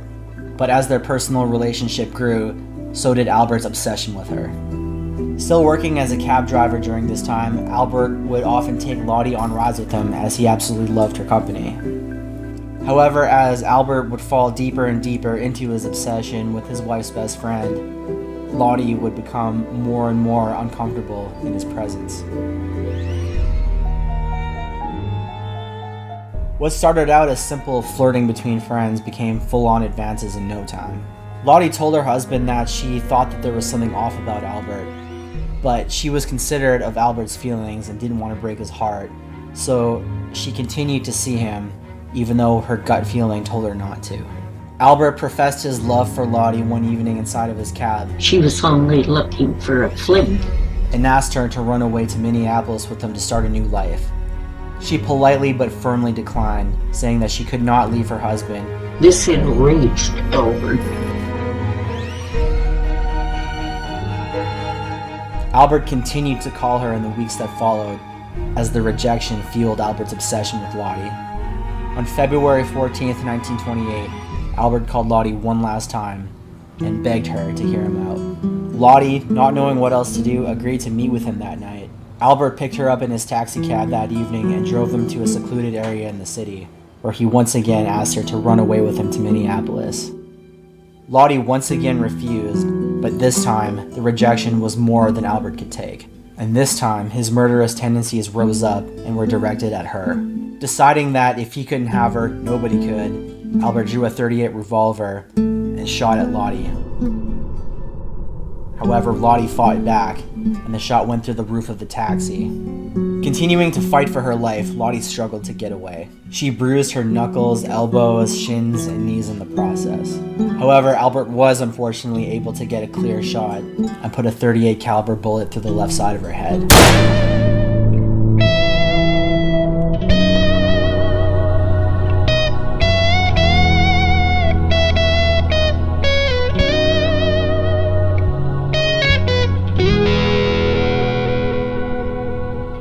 What was most likely an act of pure rage and perhaps an attempt to disguise Lottie's identity, Albert then pulled out a hatchet and began to mutilate what was left of her face, striking her at least 28 times.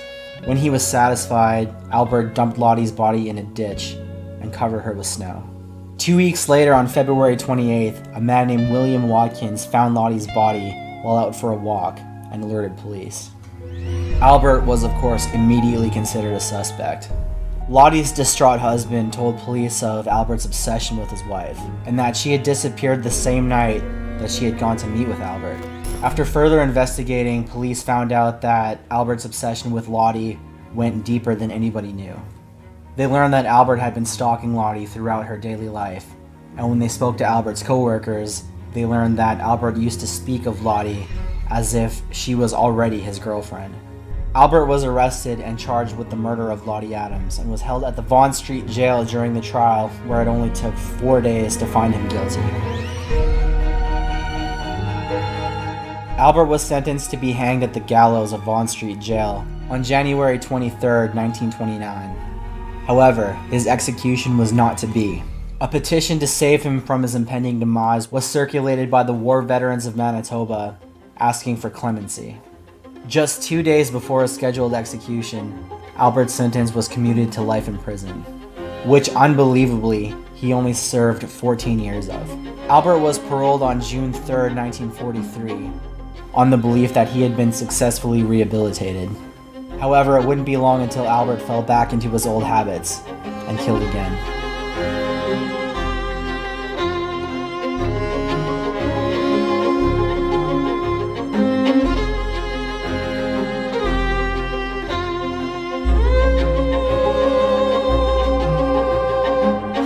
While we were setting up the Ouija board, getting it ready, we lost all power. Just to that one outlet. To this one outlet.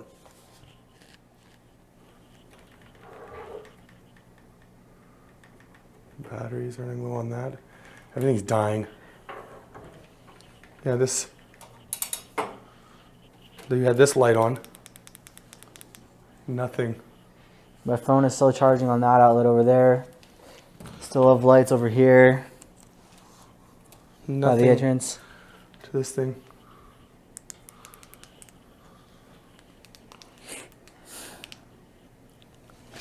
Okay, well, that's weird. And it's interesting because the first thing we did when we got here is realize that none of these lights work in this hotel room.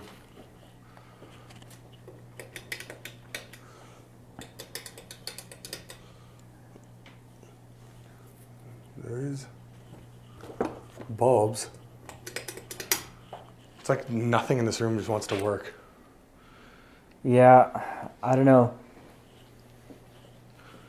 It's almost like maybe something's trying to get our attention away. Like, don't use the Ouija board. Well, we're gonna do it anyway. Yep.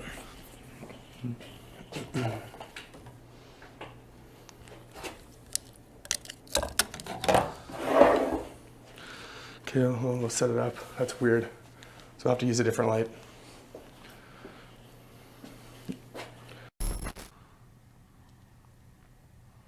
Like, why? Just I've never opening and seen it do closing. that. So the light stops working, or all the power in this same area stops working, and then the SLS just starts doing that.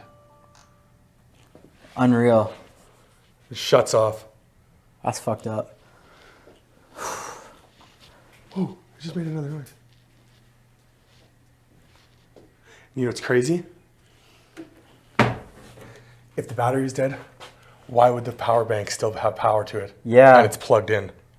Yeah, because this should be powering the tablet it is, right now. Yeah. It was charging it. And it still has power, that blue light. So the battery can't be dying. But it's like, that has no power either. It's like the power bank doesn't work to power it. Mm-hmm. There's no power on this side of the building, or on this side of the room. Well, hopefully that makes for a good Ouija board session then. Or we should. I think it will be.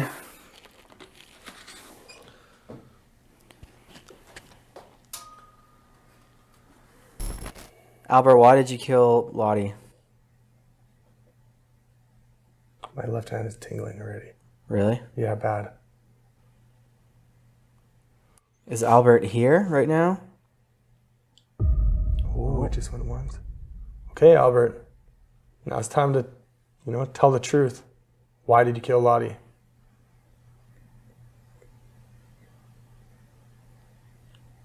A little bit of movement.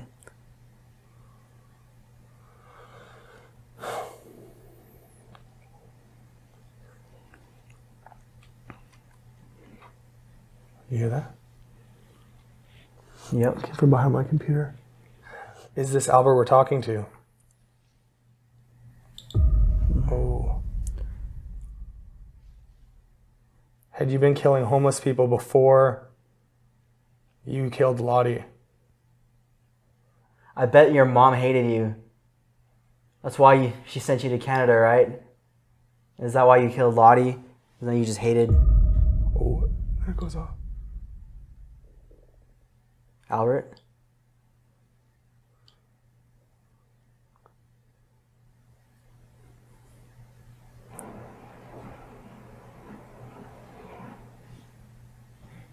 The hell was that?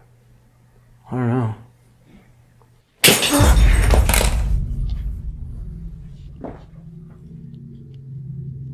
Holy fuck. What the hell was that?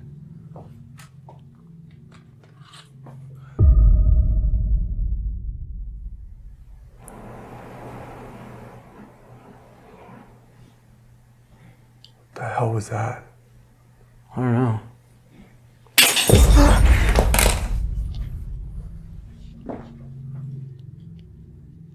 Holy fuck. What the hell was that?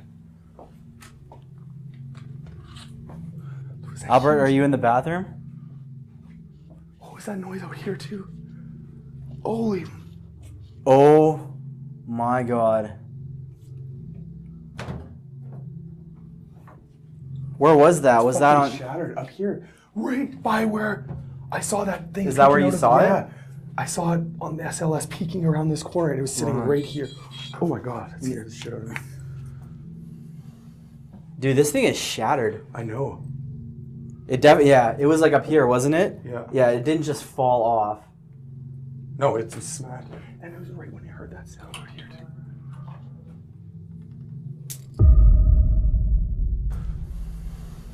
Dude, this thing is shattered. I know. Yeah, it was like up here, wasn't it? Yeah. Yeah, it didn't just fall off. No, it was smacked, and it was right when you heard that sound right here too.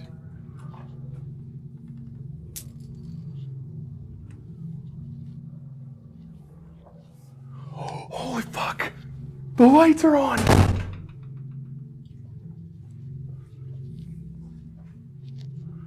What the fuck? Are you ready to talk now, Albert? Oh, if that was on too. Oh man, it's shaking. Hold on. Turn the Oculus on.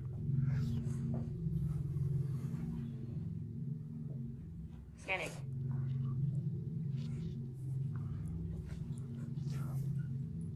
It's fucking shattered, man. Albert, was that you that smashed the ball?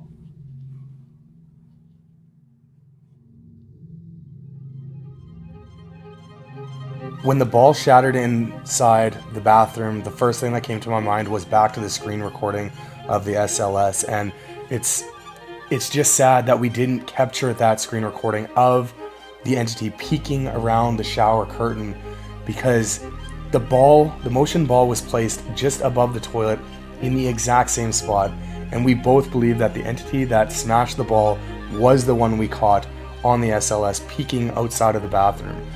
Whoever this entity is seems dangerous and malevolent, and it's the exact reason why I recorded a video before we ended up going to the Marlboro that I felt sick to my stomach, and I told everybody around me before we got there that I thought something bad was going to happen, and this was just the beginning of what was going to happen.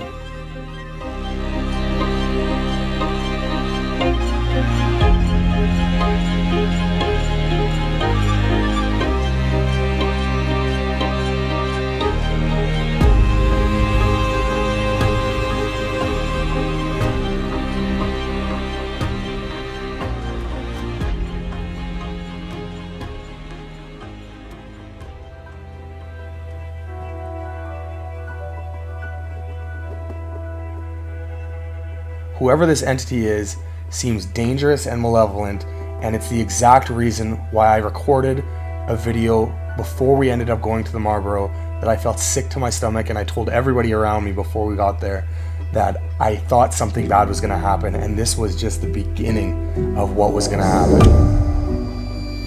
Albert had the perfect occupation as a cab driver to drive around picking up homeless people to fulfill his murderous desires. John Paul Ostermus was far from the affluent British man that Albert was, and the man that the legend suggests that the Good Samaritan killer was. So we don't believe that they had any connection with each other.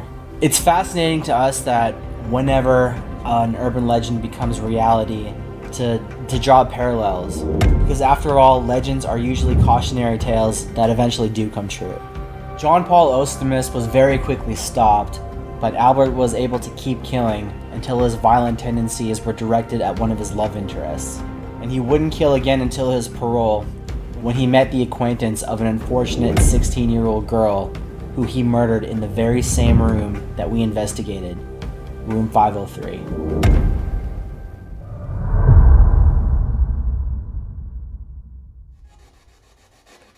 How do you know Albert? Let's see if he wants to come in here. Ask him? Ask him. Albert, can I ask you some questions? No. That was a really deep voice, too. I'd really like to speak with you. It said first. I'd really like to speak with you, Albert. I want to know why you killed those people.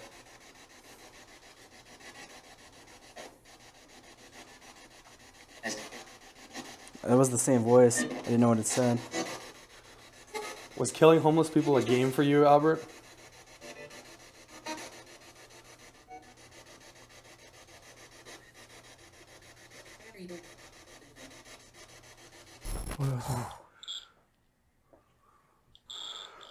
What the Are you next to hell? me right now? Are you trying to hurt me right now? Are you mad at Jordan for what he had said? I bet your mom hated you. That's why she sent you to Canada, right? Is that why you killed Lottie? Is that you just hated Oh, there it goes off. Albert?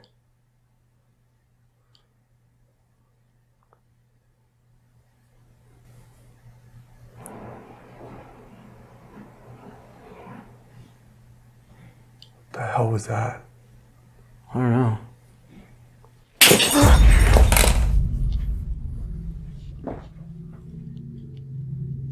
Holy fuck. I think he went in on him hard, man. Yeah, your mom does hate you, doesn't she?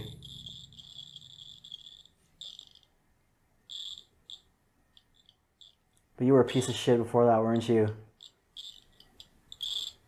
It just like maxed there.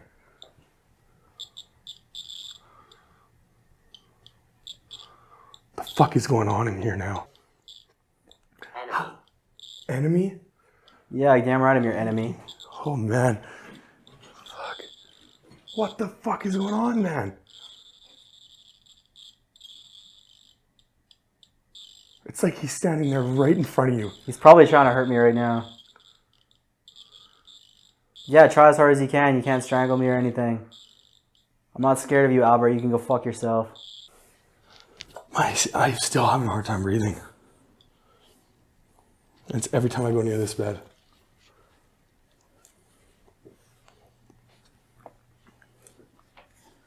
It looks like somebody had been laying in here. Whoa! Huge spike right there. Looks like somebody was laying in here since we started that Ouija board.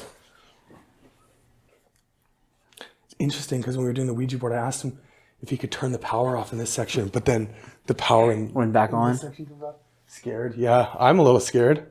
I'm not scared of you, Albert. Because I definitely think it's him, but like, I guess like, do you think like if you committed like a really like high energy, you know, killing or something like that, that you have like leftover energy, even if you didn't die here? I think so, yeah. Plus, I think limbo. I was just gonna say, you're stuck in limbo. Yeah, I think that because he killed somebody here, he could be stuck here. Mm-hmm. Because this is where he committed his. Do you think he act of violence. came back to see Edith or something like that?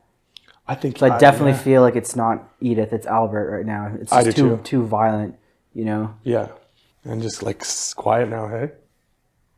Just a surge. Yeah. And quieted right down, yeah. It's like he used all his energy to freak us out.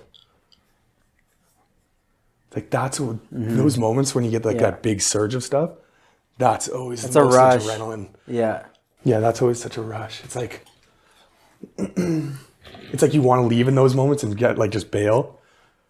But staying is like I just don't understand how. I just want to find out more. I know. You know. I don't think we've really like learned anything yet, but it's like, you know, whatever. If it is Albert, it's very responsive to our questions and what we know about it. Exactly. Yeah. And even though like we have facts written down on that paper there about it, we haven't opened it and talked about it yet. So it's not like any of these devices are somehow listening to what we're talking about and going off of it. It's like he's literally telling us all the facts we researched before we got here. Yeah, or just confirming, or just like getting mad, really. Like hang. Yeah. Hearing Edith through the spirit box like crazy.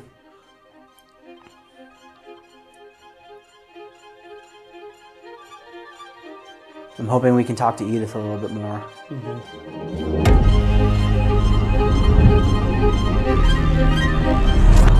Again, just stories that you hear from staff, different staff of a guest wanting to check out of the hotel because a young female ghostly figure type of thing crawled into their bed. Really? Yes. On which floor? On the 5th.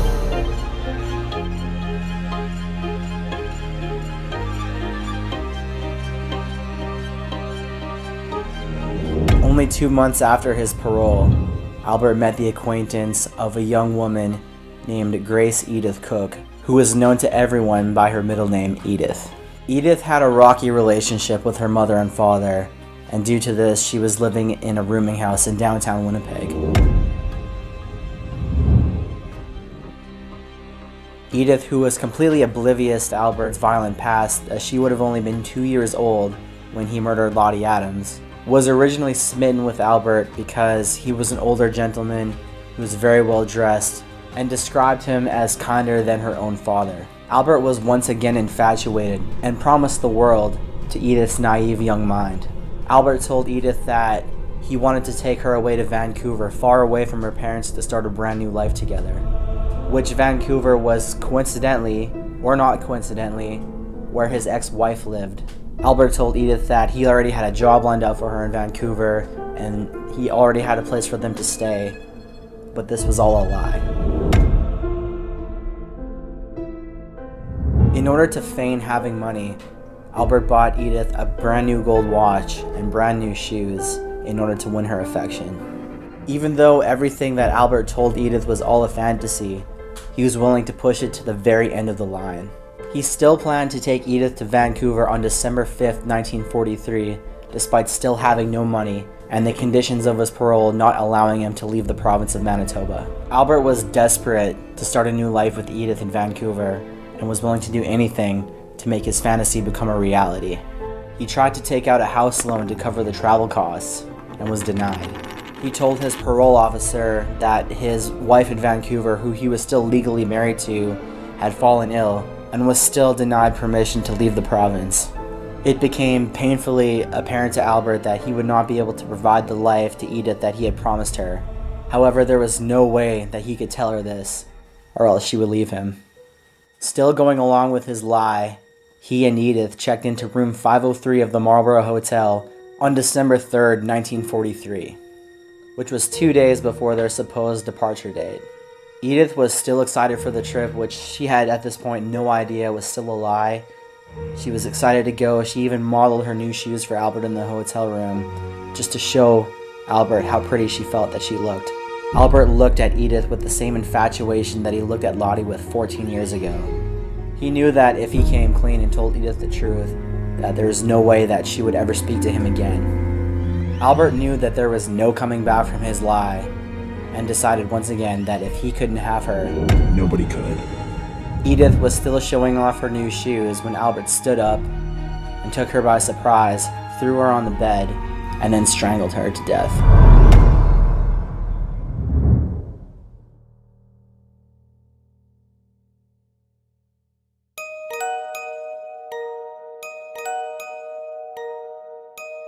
We know what you guys are thinking, and yes, the audios did say Mary.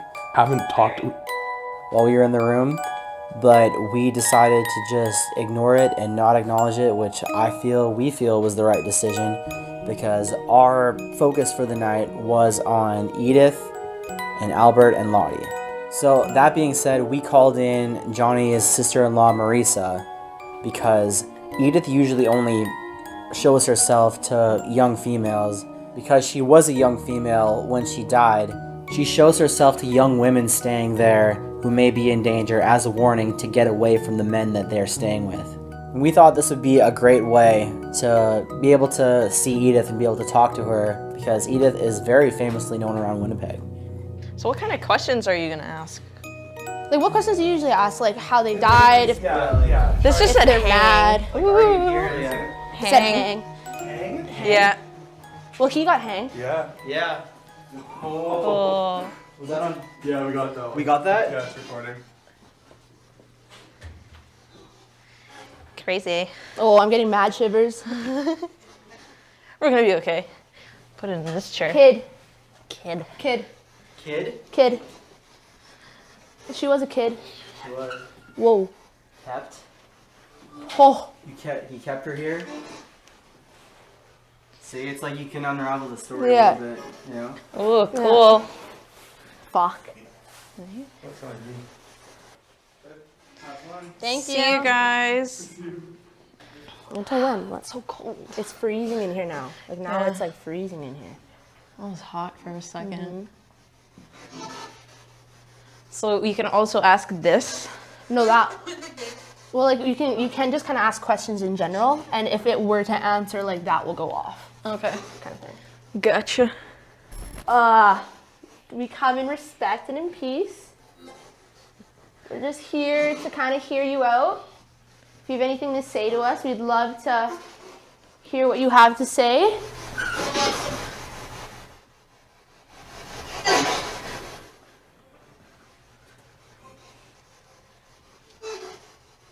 She asked, what happened in this room? Go. I'm so scared to ask. Did anything happen in this room?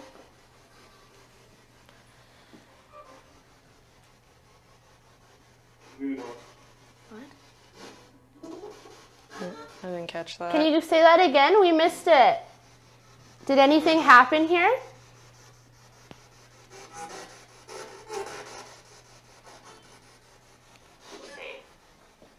Save. You wanted someone to save you?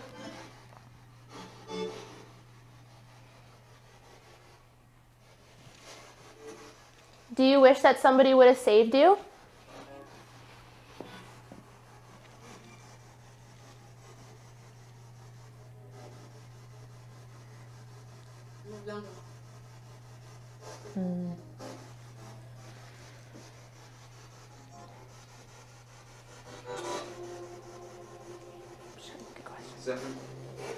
Seven? The number 7 came through multiple times throughout the night, and it got us wondering if that had any significance. So we looked into our research, and we had found that Albert had been hanged in July, which is the 7th month of the year. The most intense part of our investigation happened on February 7th, and the one that really blew our minds was that at the time of filming, it had been 7 months since we had come into possession of the killer's journal. Beth, come here. What? Come here right now. What is that? What is that? Edith, are you scared right now? Are you a little bit intimidated?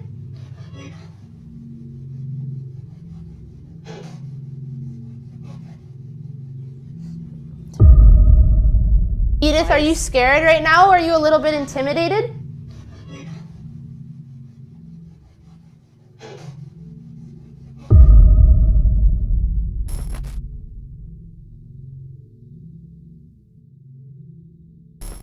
What is that?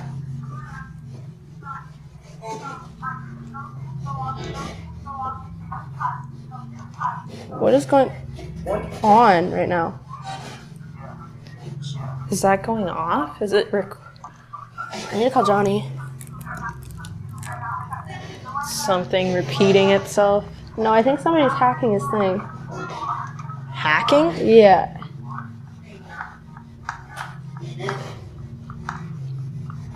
Well, I don't know, that's what it looks like, because somebody else is recording it right now.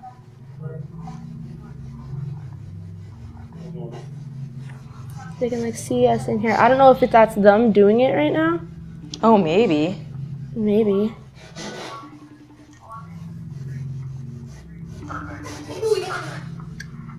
Is this you right now? Is that bad? No, Johnny, like we're not touching it. And it's somebody else is like doing all of this. This is recordings from, that's recordings from before. It's moving around? Like no, they're playing your old recordings. Like this is the camera now, this is old recordings. This looks like somebody hacked into it and is watching your stuff. I don't know what it is, but. At some point, the SLS actually turned itself on and started playing old screen recordings that we had saved. And Marisa actually saw the mouse moving on its own, going to the old files. And this mouse was moving before. Like it was moving around and like clicking things.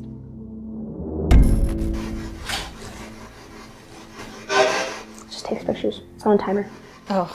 I know, it scared me too. I was like, what? Is this thing super loud? It's not that bad.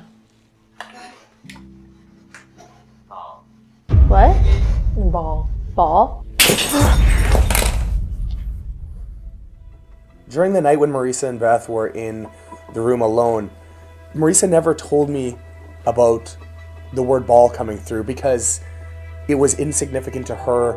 And the reason why it was insignificant is because we never told Marisa or Beth anything about what happened to us before they got there.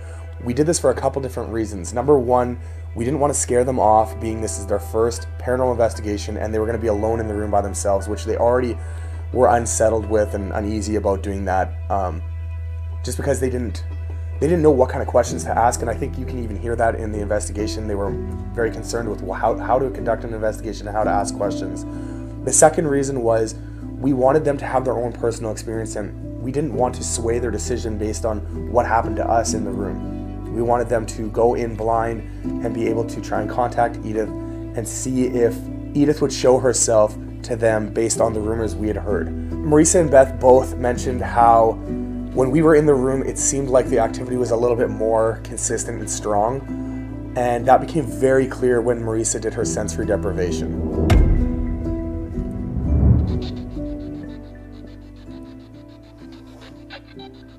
Do you know Albert?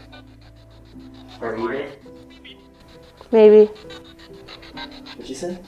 She said maybe, but it said recorded. Recorded, yeah. Hut. No, I asked if it was There.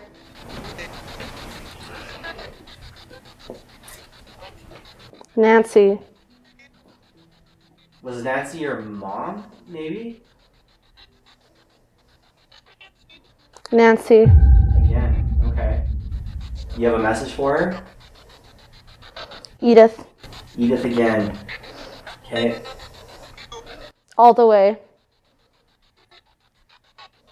It sounded like somebody was screaming there for a second. Edith, Tonight. Which bed were you killed on? Was it one of these? Maine. Maine?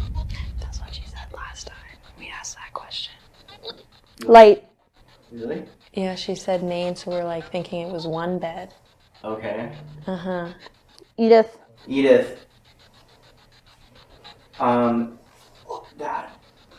The K2 meter's going nuts. Light. Light. Oh, Thank you. It's all gone.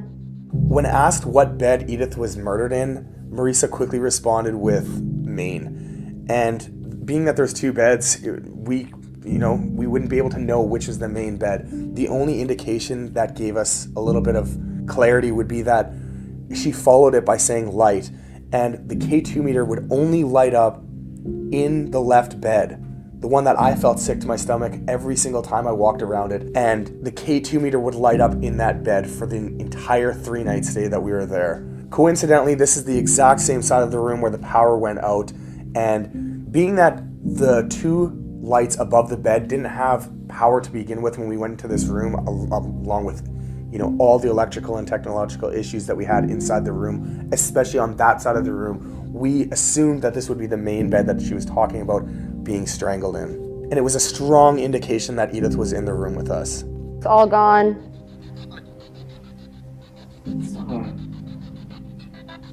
Edith, what would you say if I said that I wanted to hurt Marisa? What would you do about it? Power. Power? Did you say cower? Power. Power? Yes. Dark.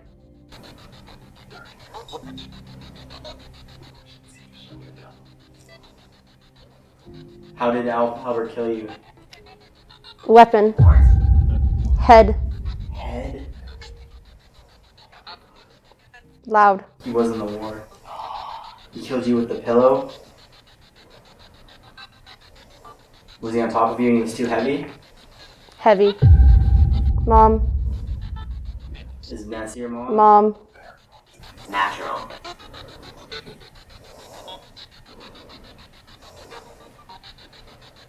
Edith, what would you say if I said I wanted to hurt Marisa? No. I think that's what I'm gonna do. I'm gonna take her to Vancouver tomorrow. Oh, it's like screaming again. All in. All in? Now. Don't. Yeah, I think I'm gonna take her to Vancouver tomorrow. I don't think you can stop me. You can't. No, I'm going to. You can't do anything about it.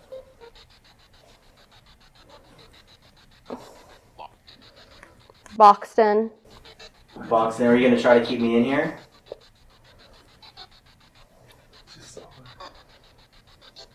Almost. What did I say? I heard a sound from over here. Wait. Hero. Hero? Edith, did you love Albert?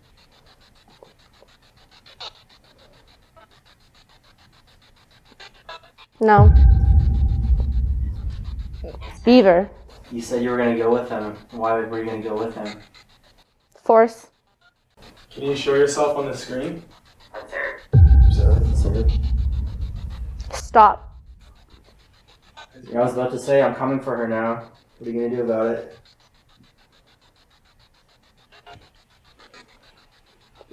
Sounds like somebody's screaming again. Edith, what are you gonna do about it? Behind her. Look. Throw. Somebody's standing outside. Hard. In the mirror. In the mirror? That's in the mirror. It looks like it. Bad. Almost. Somebody's standing there dancing? It's just R. R. It's not catching me. It's not. It's so weird. It's not picking up on that. It's reaching for her. Yeah, this keeps going off. Oh, that sounded like it said mind your own. Mind your own? It's reaching for her. It's like, yeah, look. It's trying to touch her arm. Look. It's like holding its arm around her. That's exactly it, yes.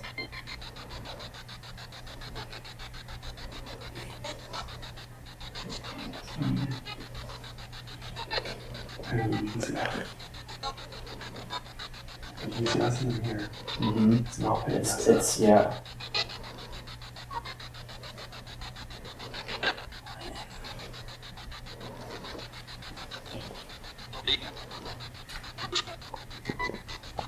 Worry.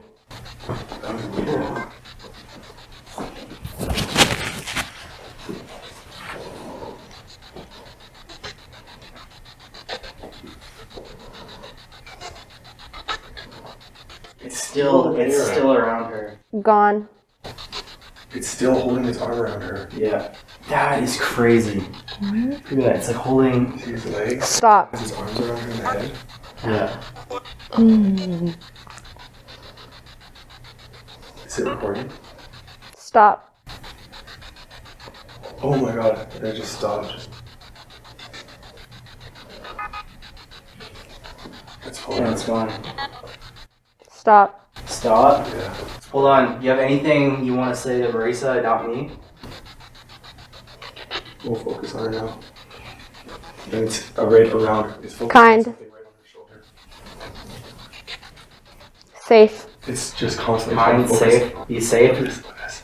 It's trying to focus on her shoulder. Oh. I don't know if you won't focus. Be safe. Be safe. That. Please. Please be safe. Okay. Be safe. Hold on. Edith, I'm not. Sacrifice.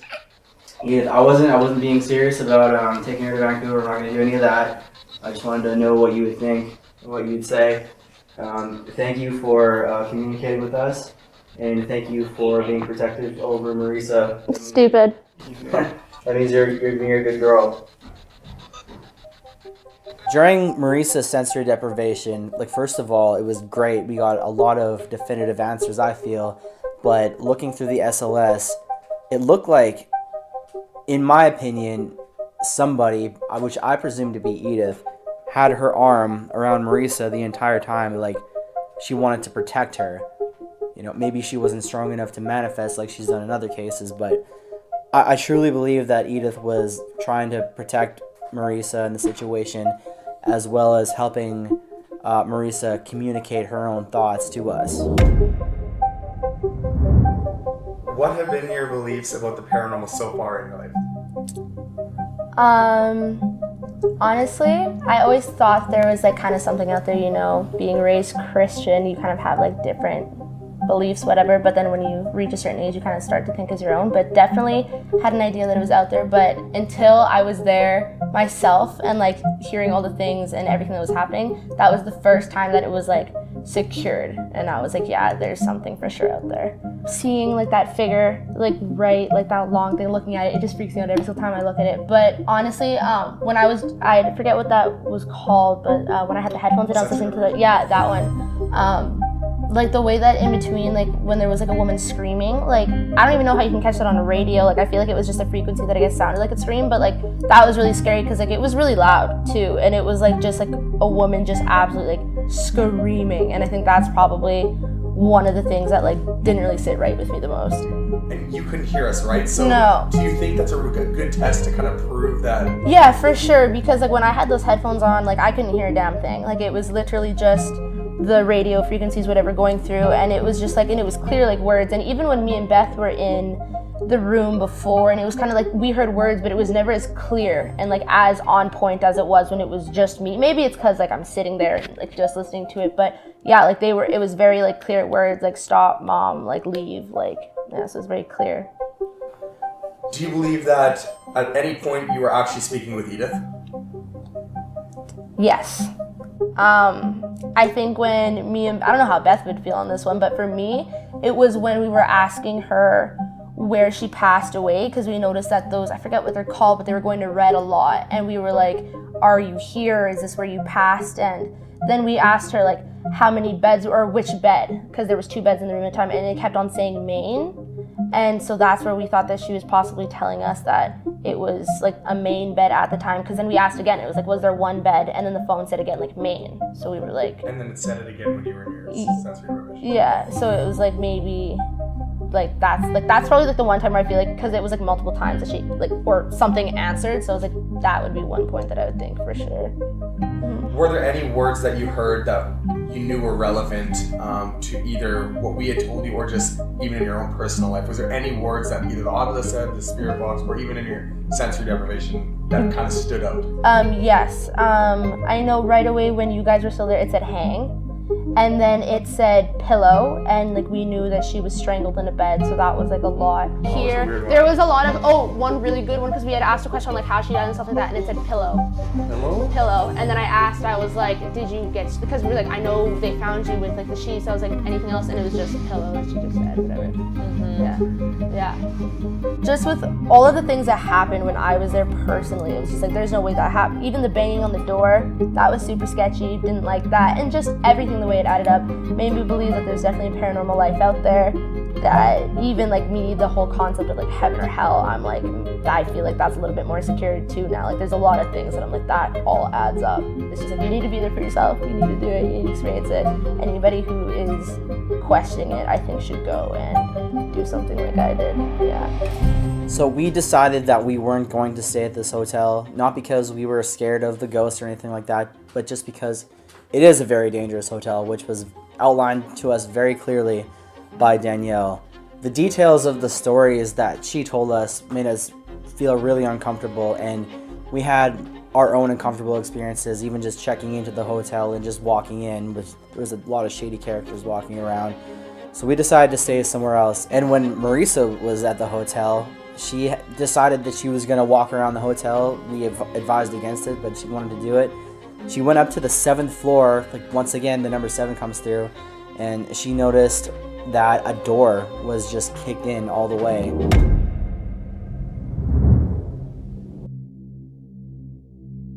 Previously, I'd only been involved in long-range, impersonal combat, but he was close enough that I could see the whites of his eyes. We stared at each other for what felt like an hour, but was likely only a few seconds. I felt the fear of death. My mouth tasted of copper, and my heart was beating out of my chest. In a split second, I realized that I needed to be the first to act if I wanted to remain alive. I drew my knife and lunged forward towards my enemy. He reached for his knife as well, but I was too quick. I plunged it into his belly as I tackled him to the ground. I remained on top of him for some time. Blood came from his mouth, and I stared into his eyes as I watched the life drain out of them. I still wake up drenched in sweat after seeing the man's eyes in my dreams. He haunts me to this day, but I feel no remorse, no compassion. The second a soldier views his enemy as an equal, he is no longer an effective soldier, and I refuse to be an ineffective soldier. I do feel that when I took that man's life, I lost a part of myself.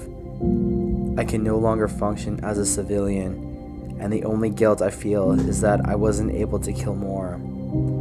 I feel I don't have power over my own life, but the greatest feeling of power I've ever felt is having the power to take another man's life.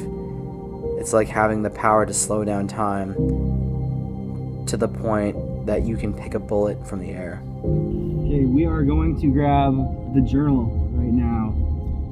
The journal from Richard's house. Yeah. Because we feel like the fact that whoever wrote the book, whether it was Richard's grandpa or somebody, whoever wrote the book was a war veteran and they were fucked up in the head. And Albert was a war veteran as well. And we found out that in the war, Albert had gotten shrapnel to the head.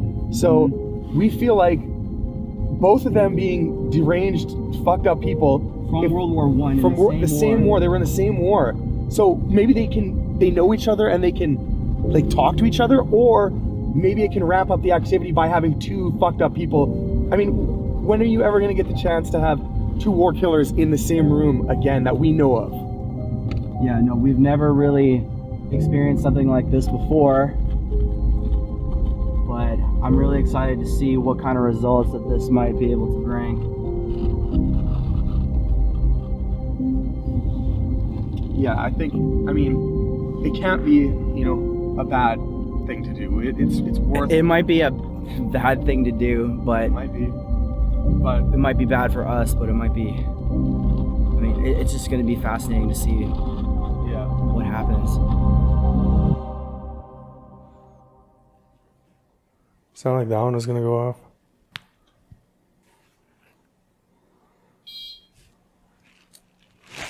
Hello? Again. This Edith or Albert? Keeps doing that. One in the bathroom too. Grace, Edith Cook, are you here?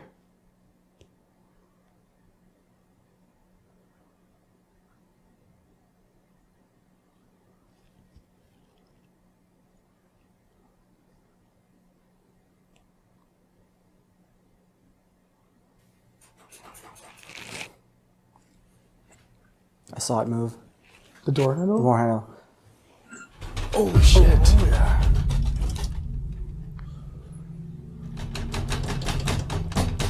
There's nobody there.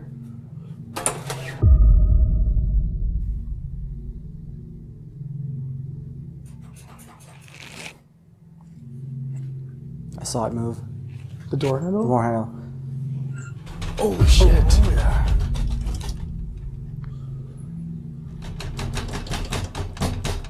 Nobody there. You're gonna see footage of my computer during the editing process of what happened after the door was being shaken and knocked on violently. I've never had this issue with any other video that I've tried to edit, and I don't know why it would be, but I'll give you my theory as to what I think happened. I think that when there was the banging on the other side of the door, it's possible that it was Albert, Edith, or Lottie banging on the door to get our attention, and when I opened that door, there was a spirit standing right in front of the door. And if you believe that spirits can manipulate camera gear, like we've been told many times, then it wouldn't be a stretch to say that there was a spirit standing in front of the door and our camera gear malfunctioned. I can't explain it any other way why my computer would glitch out every single time we come to that point in the film. But as soon as I try and put it onto the computer and edit it, it will freeze. And I've never seen my computer do this ever. So that would be my only theory as to why this would happen.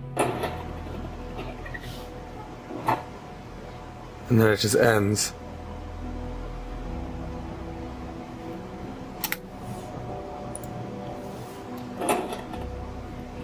Does it every time? Yeah, it's stupid. It's a bit far-fetched. I have this feeling. Because it's like Albert was a vet in World War I, and whoever wrote the journal was too. Like the killer's journal. I don't know, is that like too far-fetched? Probably is, right? Because like how many people were in the war? How do you know Albert?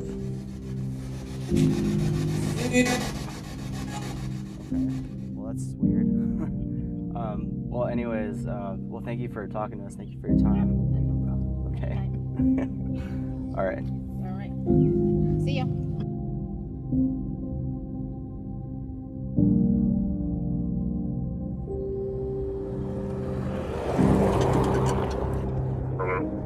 Hi, Richard. It's Jordan. Hey, Jordan, how's it going? Hey, good man.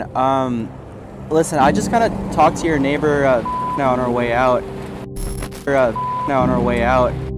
Your neighbor Lavinia on our way out.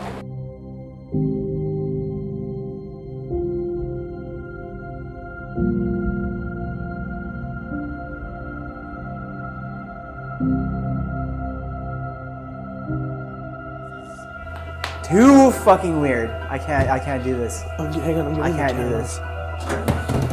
There's 2 REM pods and Lorraine is down there. You need to grab that. Jordan, there's somebody down here. There's somebody down there. Jordan, there's somebody downstairs.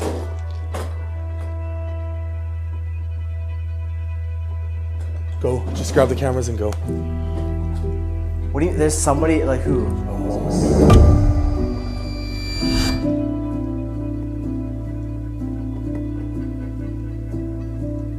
Oh my god! Fuck. Originally, when we started doing these new Killer's Journal episodes, we really had no intention of even being Killer's Journal episodes. We just wanted to investigate the Marlborough Hotel and the story that we had learned about the place, just like any other Paranormies episode. But the more we learned about Albert Westgate, we started feeling more and more like he had something to do with the journal that we had discovered 7 months ago. And I know it's been confusing for some of you, and we understand that it's a lot. It was a lot for us too when we started kind of piecing this whole puzzle together. And we knew that, you know, some people would be confused by some of the stories and whatever that we told, but we honestly had to tell a lot of the story in the first episode, especially the first 2 episodes, for everything to really make sense for this episode. Edith Cook and Lottie Adams were such a huge part of Albert's life and like what he ultimately became as a person. We needed you to understand every detail of all of Albert's documented killings so that we could properly explain to you what he was capable of and why we think that he was connected to the journal that we had found at Richard's house 7 months ago.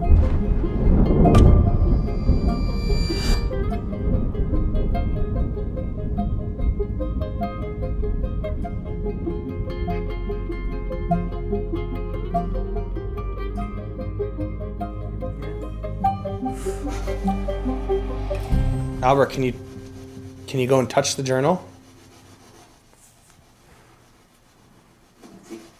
Nancy? Nancy, it sounded like. Nancy.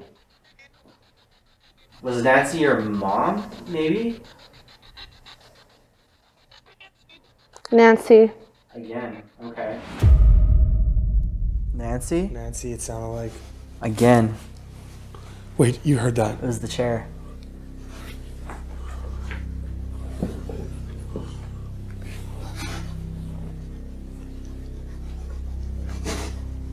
Was it the chair? It was 100% the chair.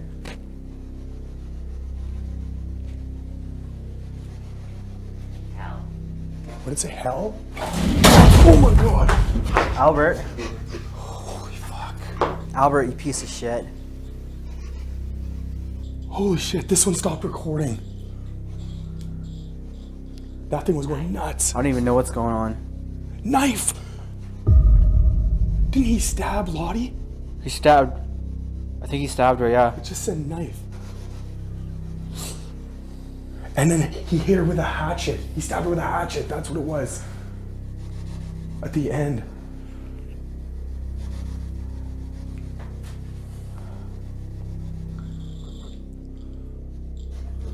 Why does What's he going do on that? here? This is the bed that Edith died in. Desolate. So is Edith- is this Albert or Edith? Like, Either is way, is one of Edith them's- mad that we're trying to talk to Albert, not her? Maybe. It's just screaming. Edith, is there anything that you want us to know?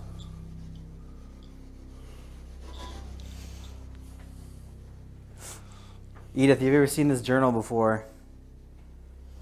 Did Albert have it? It disappeared. Insects.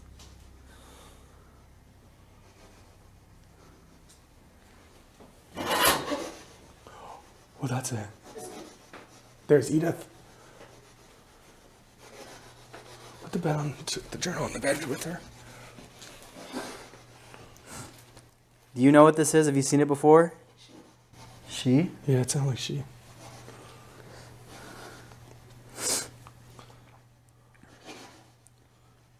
It's Edith every It's just single Edith other all the word. time. I just keep saying Edith. Okay, we know your name.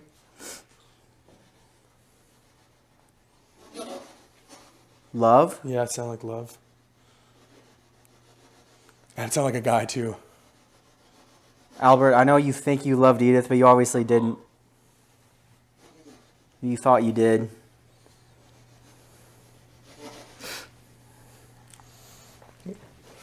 Albert, we have something that we want to show you.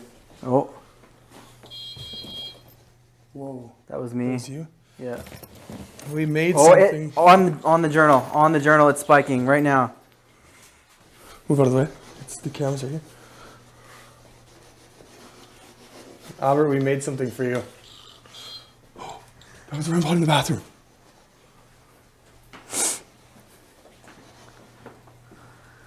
That was this one. Are you in here, Albert? As soon as I took out the fucking noose.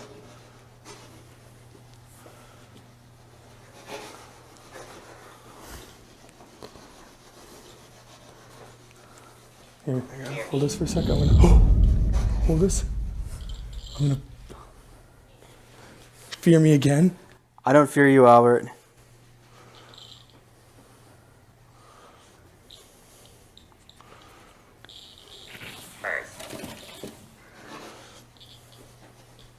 You know what this is.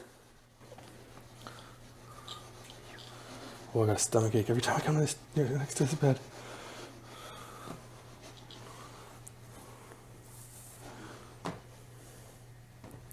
Unbelievable.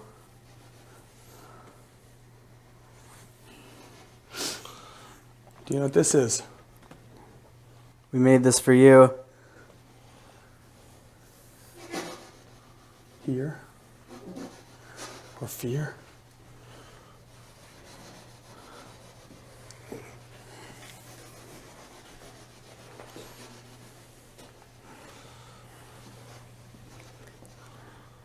Is this how you died? With a rope around your neck?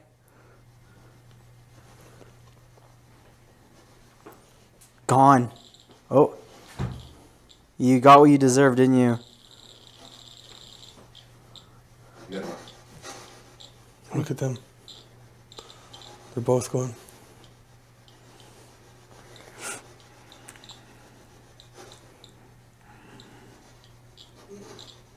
Edith again. Like it's so often. Mm-hmm. You want to do sensory? Yeah, I'll do it. Okay. Maybe you should lay in the bed when you do it. Okay.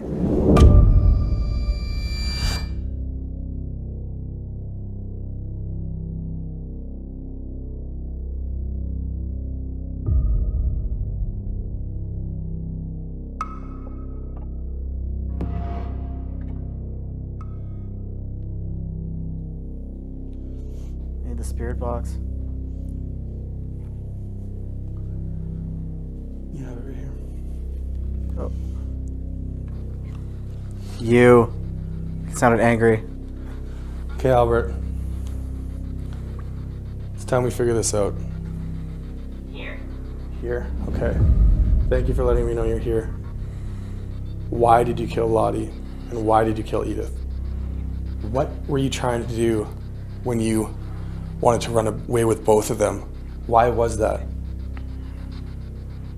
Were you trying to get away from town because you had killed other people before? I was. Oh. Thomas. Sees. Nothing. Sees nothing.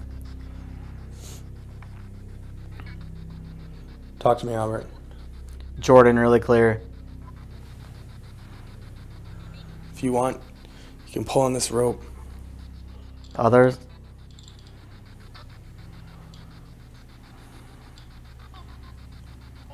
You see what he's doing here, Albert? He's making fun of you by wearing that. Us. Us. Thought it in the woods. In the woods. What happened? Figure. Each. Each? Holy shit. In the woods. Is this the bed that Right you... here. Okay. Is this the bed that you murdered Edith in right here? I don't even have to ask you. Edith again. Jordan decided to taunt Albert on this investigation a lot more than I think he would normally taunt anybody. And we weren't too concerned with Albert's feelings, so we didn't really pay much attention to it in that regard. But the one thing that made me question whether he was right by doing it was his own personal safety. Knowing how Albert was when he was alive and how violent and vicious he was, made me question if he could still harm Jordan in the afterlife. And unfortunately, my feelings would become reality, and he was strong enough to harm Jordan.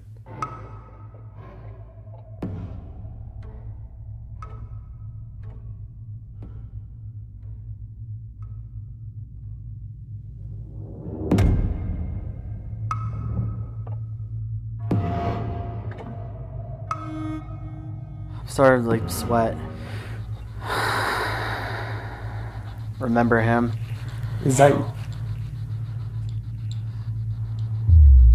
stupid? Who's stupid?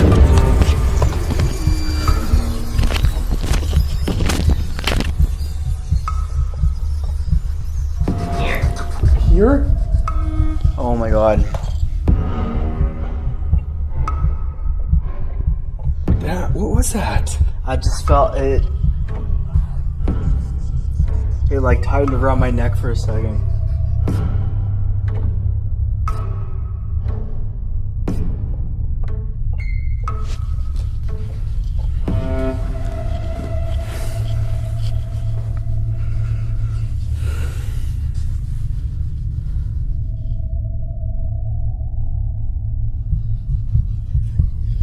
He tried to kill me.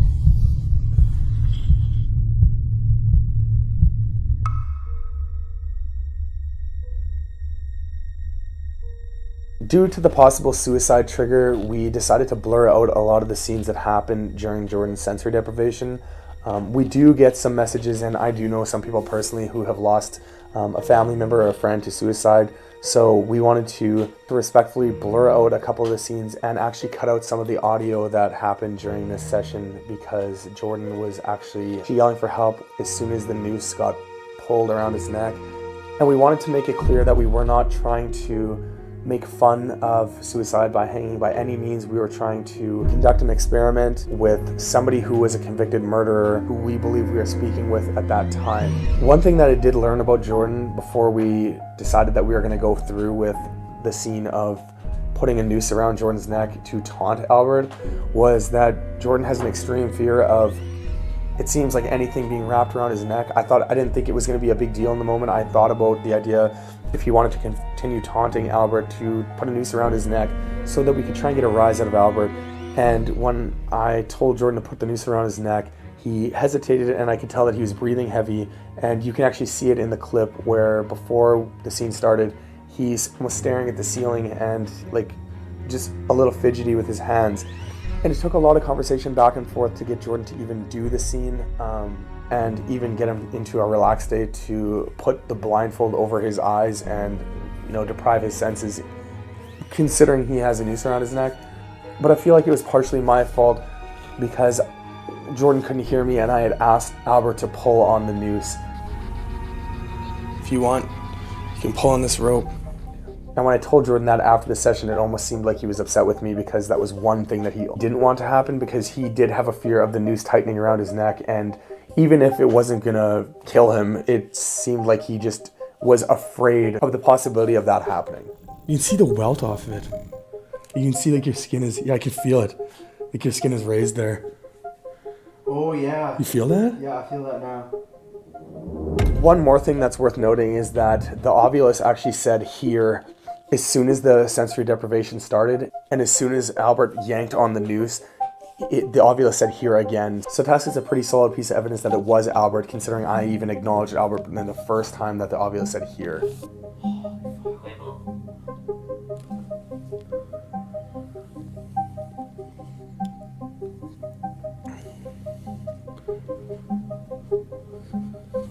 This time we should burn sage. Not here, not inside. I don't want to set off the fire alarms, but we should burn it outside before we get in the truck.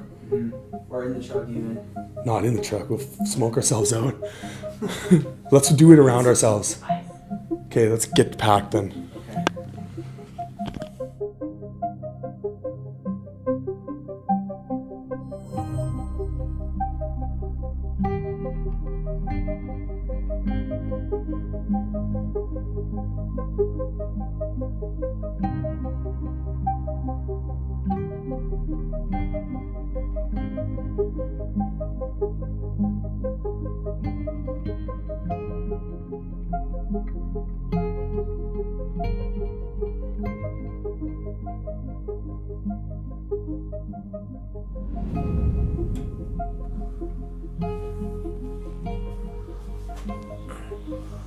Okay. Okay.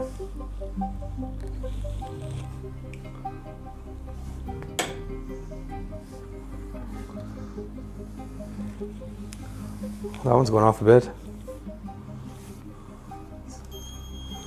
Oh. So something's definitely around. It's not the phone. Definitely not the phone, no. It's not that either.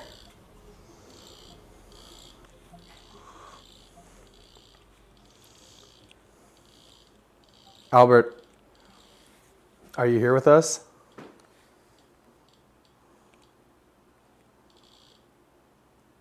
It almost seemed to calm That's- down yeah, when you calm asked. down. Yeah, that was weird.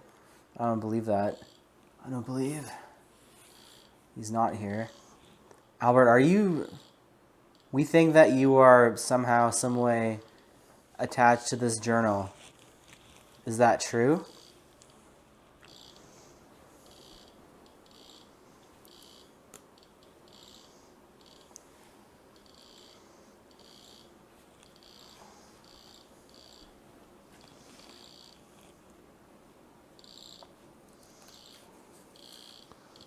It's like pulsing. But not a regular pulse. That's No. the weird thing about it. Like it keeps switching it up.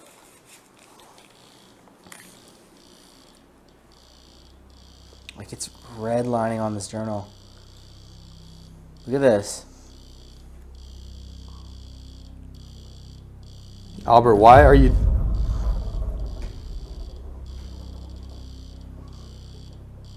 Okay. Are you coming back for me, Albert?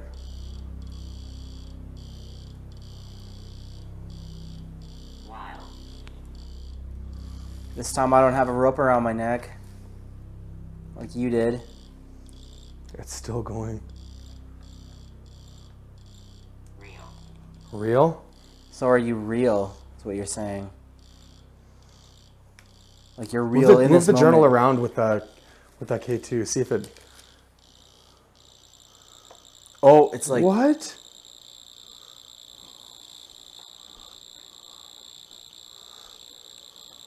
Like it's nearly redlining, constantly redlining right here.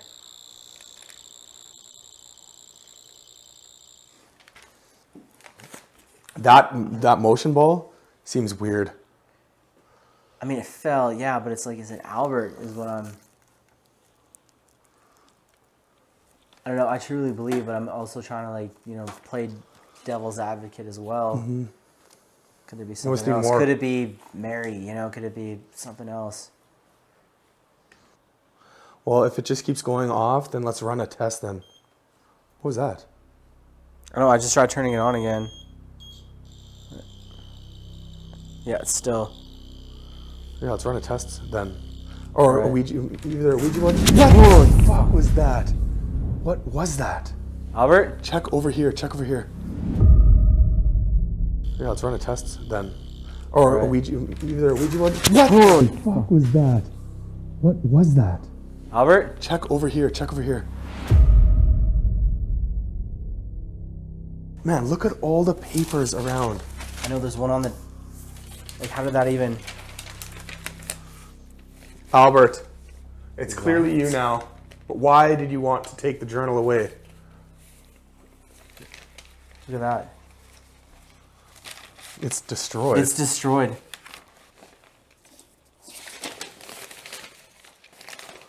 And I feel sick.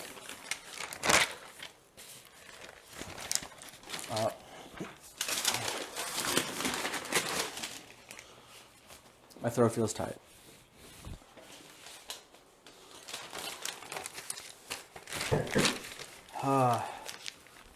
You hear that? At the front door? No, I thought that was your footsteps.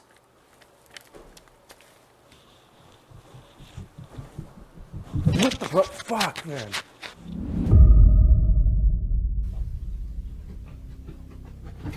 What the fuck, man?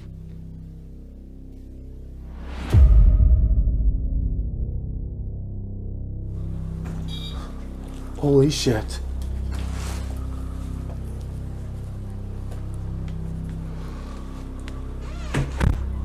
I just heard a run behind.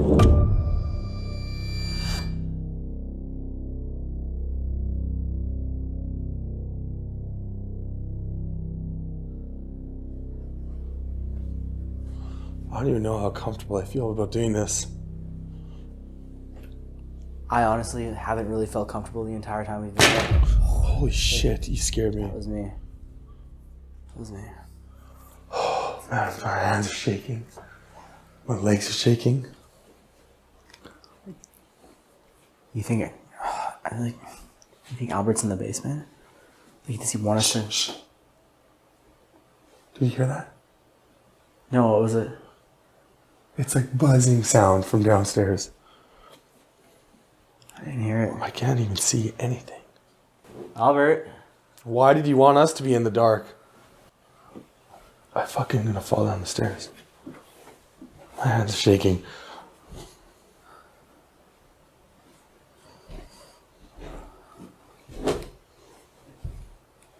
Holy fuck, that scared me. Holy shit. Albert? Is there something that you want us to find? Something you want to say?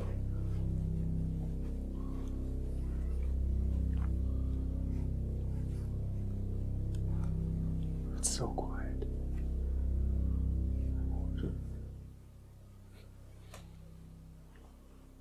Why did you tear the journal out of Jordan's hand? I thought I heard something. You hear that?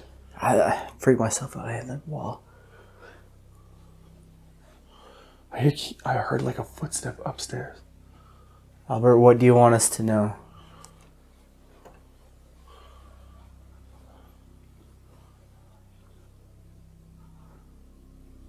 Can you let us know if you're in here? I can't believe how quiet it is. Lorraine. Holy shit. Oh.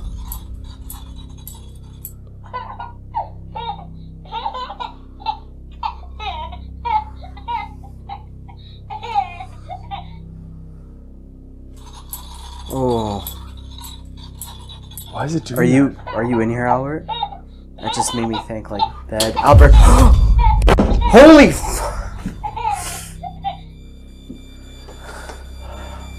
Albert? Jordan, look. Dear, you can't see anything. The doors are closed. Go straight. Look. The doors are shut. Jordan, reach.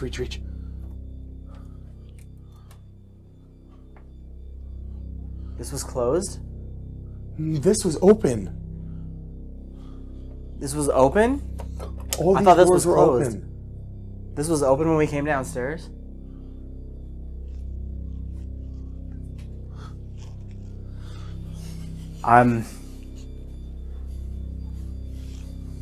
Johnny. What? I might have to get out. Just hang on for a little bit. Albert, why are we down this here? Guy fucking tried to fucking, like, you know. Oh my god!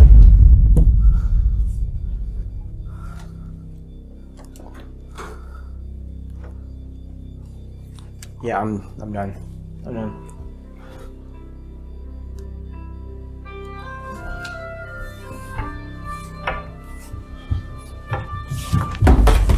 Ow! You alright? You alright? I thought all the power was off. Check the switches. Was it yesterday? It was such a hard to me. Just yesterday that you said you had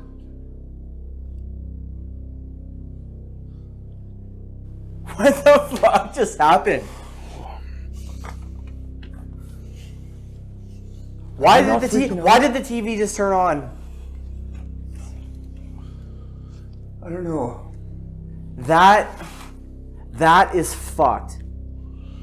That is fucked. This whole thing is fucked, man.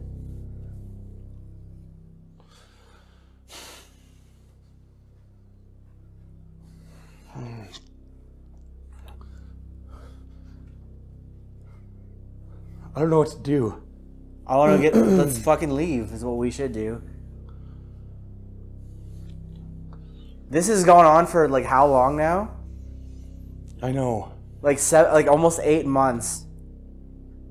I'm done with fucking all this shit with the journal and I didn't even think this was even fucking remotely possible when we started this whole Albert thing. It just doesn't seem like it's... It doesn't make any goddamn sense. No, it doesn't. But somehow it's like the only... I don't know. Why is there no power in here? Why is the TV turning on if there's no power? I'm just scared he's gonna try to do something like really to hurt violent. you again? Like really violent. Just don't worry about him doing that. Did you hear that? Yeah, I did hear that. I can't even stop my hands from shaking.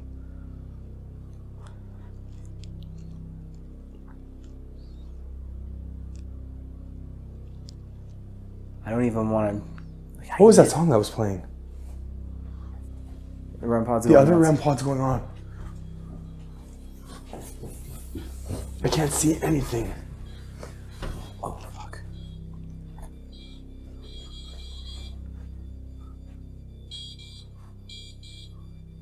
Albert, are you down here?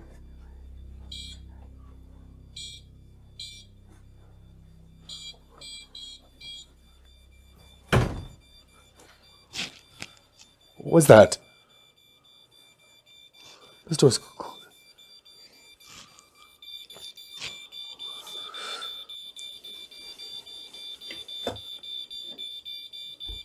Ow.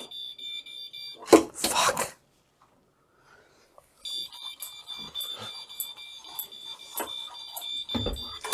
Ah. This one stopped. As soon as we went into this room, this one stopped. This one stopped too. I don't know, how much more fucking footage do we need? I know. It's like, it's not violent like it was. Turn the Ovilus on. Do you have it? I do, yeah. You have it on you?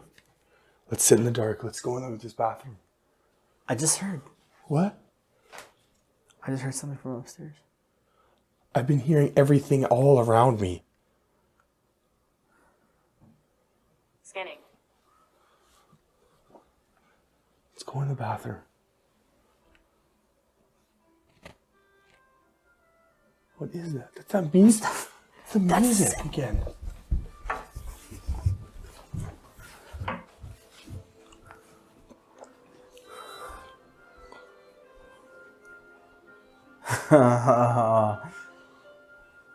Okay. Summer days. Summer days? Like summer days, like what? Because well, I mean, wasn't it because it was summer when we found the journal? It's getting. Pull your phone out. Pull your phone out. Just yesterday. Was it summertime? Do it again, then. Do it again, Albert. Is there any other electronics in this house? There's no TVs downstairs. No TVs. No, there's just the actual like electrical box down there. Usually. I got super bad vibes right now, man.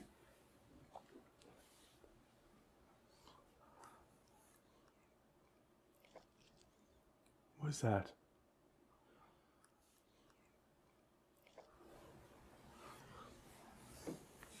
There's no... Oh my god. You gotta be fucking kidding me. Look.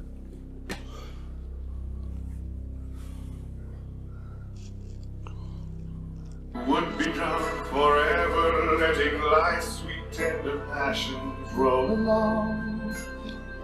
What went wrong? Again. With our sweet summer song. Now as I recall. So, that's happened 3 times now.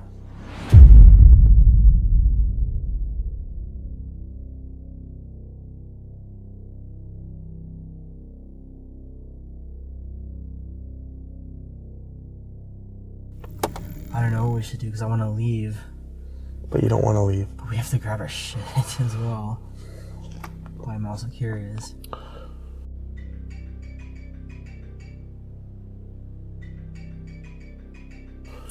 Like, I don't know what else more that we could find if we just stayed. But I don't want to. Like, do you think we got our answers? Yeah, I think so.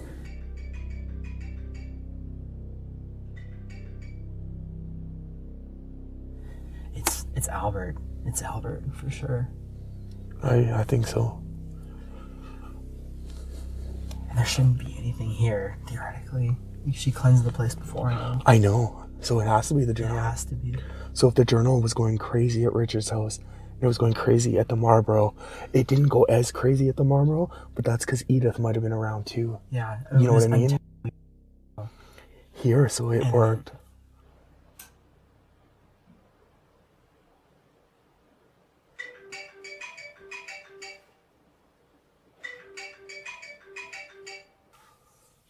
So It's it the is, journal. yeah. It's the journal and it's Albert. Albert's connected to the journal. I think Albert wrote the journal. Just text her now. Hang on.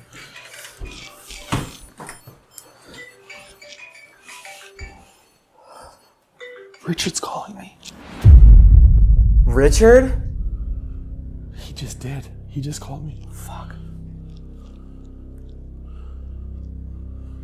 When was the last time he called you? I don't know.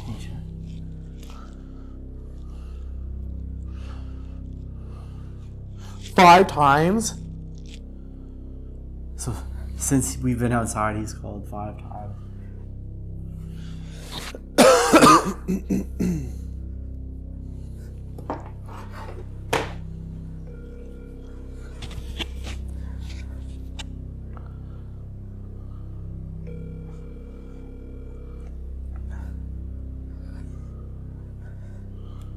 No, he won't pick up.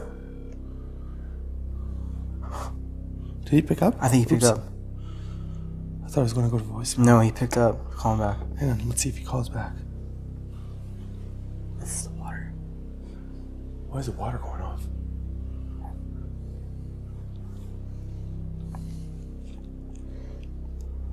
Just call him back. We'll just wait, let's see. He called 5 times, let's see. We have to go. This is too fucking weird. I can't do this. Hang on, I'm getting I can't the do camera. this.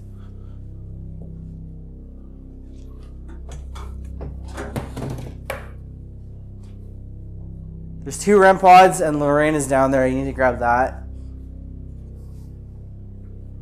Jordan, there's somebody down here. There's somebody down there. Jordan, there's somebody downstairs. Go, just grab the cameras and go. What do you, there's somebody, like who? Who? Okay, no. No, okay, I'm shutting it off.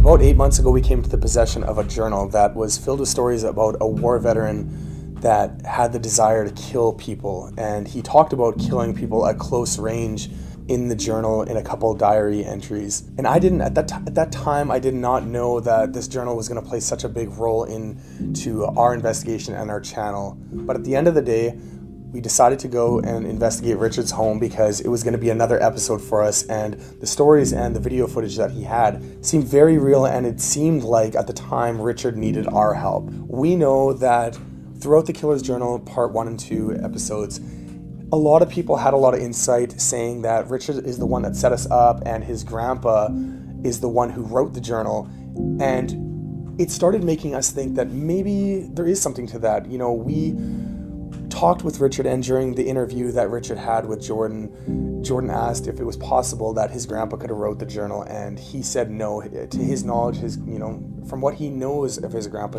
was a good guy. Do you think that the spirit or the author of the journal could possibly be your grandfather? No, I don't think there's any chance of that. My grandparents were good people, and my grandfather was a hunter, but I know that he would never do any of the kind of things that were written in the journal. Did your grandparents know about the journal? I don't think they did, no. They never spoke about it or anything? No. And nobody would want to think that of their family members, that they could have written something that was so grotesque and strange, and to find that in your attic, it doesn't make a lot of sense when Richard's grandpa would have seen it there before he passed away. So how did Richard find it after he passed away? That a lot of those questions are left without answers, and that's kind of how the investigation seemed to us. It seemed like we left the investigation with a lot more questions than answers, especially after we interviewed the neighbor. We kept going with the channel completely normally, with still getting a lot of messages asking what happened. And when we still did seasons of Paranormies way back, we talked about doing an episode at the Marlborough Hotel. We did end up making a connection at the Marlborough Hotel that allowed us to stay in room 503. A lot of people might not know this, but they don't really like occupying room 503 if they have any other suites available. When we first started trying to call, it took about a year for us to get into room 503. Sorry. Yeah, so we scored ourselves an interview there too. The first thing that they told me was that the entire hotel floor was rented out. The entire 5th floor was rented out. Then I called again and they told me that the entire 5th floor is being renovated. And this was only a couple months later that they told me these 2 different stories. And it was very clear when we got into room 503 that the entire floor had not been renovated. The lights were burnt out. There was Pepsi splatter or some kind of soda splattered all over the ceiling. It just begged the question of why were we not allowed to stay in room 503? That's when we started looking into the story a little deeper and finding out about Edith and Lottie and Albert Westgate, which is the center of the entire Killer's Journal series from the beginning and now. We didn't know it at the time, but looking back now, it seems like the episode was calling out to us before we even knew the details of the case. It'd be very helpful to us if you could give us her name. When we were investigating Chad's place at the Party Monster episodes, we got the name Edith coming through the spirit box, and we didn't even know her name and how she was even related to room 503. We knew that a 16-year-old girl was murdered in the hotel, and that's why we originally wanted to stay there. But when we were investigating Chad's house, it said Edith. And when I was editing the episode, I tried to think of other words that I might be hearing, but at the end of the day, I just heard Edith, and that's the name I edited into the video. And I didn't know why. I knew that it didn't have any relation to Chad's house, but it was only when we started doing the research of this place that I connected the two, and that brings us inside the Marlborough Hotel. While we were inside the Marlborough Hotel, immediately it didn't feel like there was a lot going on. We felt pretty comfortable inside the hotel room. The hotel itself was really gross and it was run down, but inside even the room was pretty run down, but inside the room we didn't feel like there was an extreme presence of something that we wouldn't be able to handle. When we were inside the hotel room and the investigation kept going further and further, Jordan started making the connection that it was possible that there was some connection to the killer's journal itself. There was too many coincidences, like the author of the journal being in World War I and Albert being in World War I himself. Albert was discharged because he got shrapnel to the head. And that's when we decided we were going to bring the killer's journal into the picture at the Marlborough Hotel, because at the very least we figured getting 2 World War veterans that were fucked up in the head and had this desire to kill would be something that maybe we would never get a chance to do again. After we brought out the journal, it was very clear that the activity started to increase, with all the shit falling off the shelf. Oh my god! And obviously putting the noose around Jordan's neck and it being yanked. And at this point, as unrealistic as it might seem, we decided to lean into the idea that Albert could have had a deeper connection to the journal itself. In order for us to entertain this idea a little further, we decided to leave the Marlborough Hotel and we went to a medium's house by the name of Melissa Harms. And she allowed us into her home. She's a viewer of the channel. She told us that she was going to cleanse her house before we entered the house and after we entered the house. We told her everything that we experienced up until this point, and she was okay moving forward with this idea. We knew right away that there was something in the room with us when the K2 meter started going crazy next to the journal. When the journal got pulled out of Jordan's hand and the lights went out. What the fuck was that? What the fuck, man? And everything started to really ramp up. We started to really acknowledge Albert being in the room with us. This was a crazy thought to us in the moment because the journal has now traveled from 3 different locations and there's still activity located around this journal. But when the song Summer Days came on, we didn't understand why that would be. Summer Days. Summer Days. Marisa saying Summer Days inside the Marlborough Hotel made absolutely no sense, but hearing the song Summer Days turning on randomly at Melissa's house was too much of a coincidence that it had to be Albert in the room with us, because he would have been at both locations and would have known the connection, and maybe he would have known that we would have been able to figure this connection out. So much shit happened at Melissa's house, and after we left and I was editing the videos, that's when I really started to notice all the coincidences from our previous investigation to the Marlborough Hotel and to Melissa's house. And if you go back and watch the original Killer's Journals, you'll see words coming through the ovulus. What did it say? News. It said news again. Is there like a newspaper? Newspaper? Like news. And Albert was in the news, in several articles with, killing Edith inside the Marlborough Hotel. It's like the ovulus was giving us subtleties inside Richard's home to a bigger story that we didn't even know was possible. Other words like sacrifice that came through at Richard's house and also came through at the Marlborough Hotel. What did it say?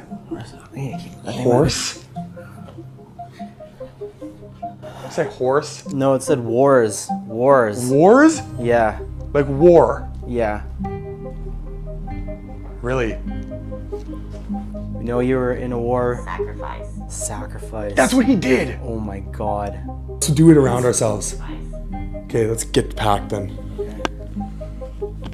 Words like sand and beach, that could be related to war. And another name that in the moment made absolutely no sense to us because we just overlooked it as a fact that wasn't going to be relevant in the moment. And that was Dan. And Ben? Dan. Dan? Is that your name? Dan. Imagine I just think your hearing- name is Dan. Dan. In the moment, Dan didn't seem like a big deal to us. We actually thought when we did the Killer's Journal episodes that we were speaking with a person named Dan. But something I looked past during the interview with Richard and Jordan was Dan was the name of his uncle who he went hunting with, and he mentioned that he went hunting with a Victor West, Albert Victor Westgate. During our investigation at Richard's house, the ovulus even said West. Huh? West. It was something that didn't even make sense to us. It didn't have any relevance. But looking into it now, West would have been Albert Westgate. And again, the coincidences started to really pile up while I was editing and rewatching the Killer's Journal. In the woods. It's there. Her who? Thought said in the woods. In the woods. Thought said in the woods. Oh my god! Oh, fuck. The spirit was just starting to refer back to when we were in the bush and started saying things like her and James, and I wish at that time we would have had the time to piece it all together. Flags? That was really clear.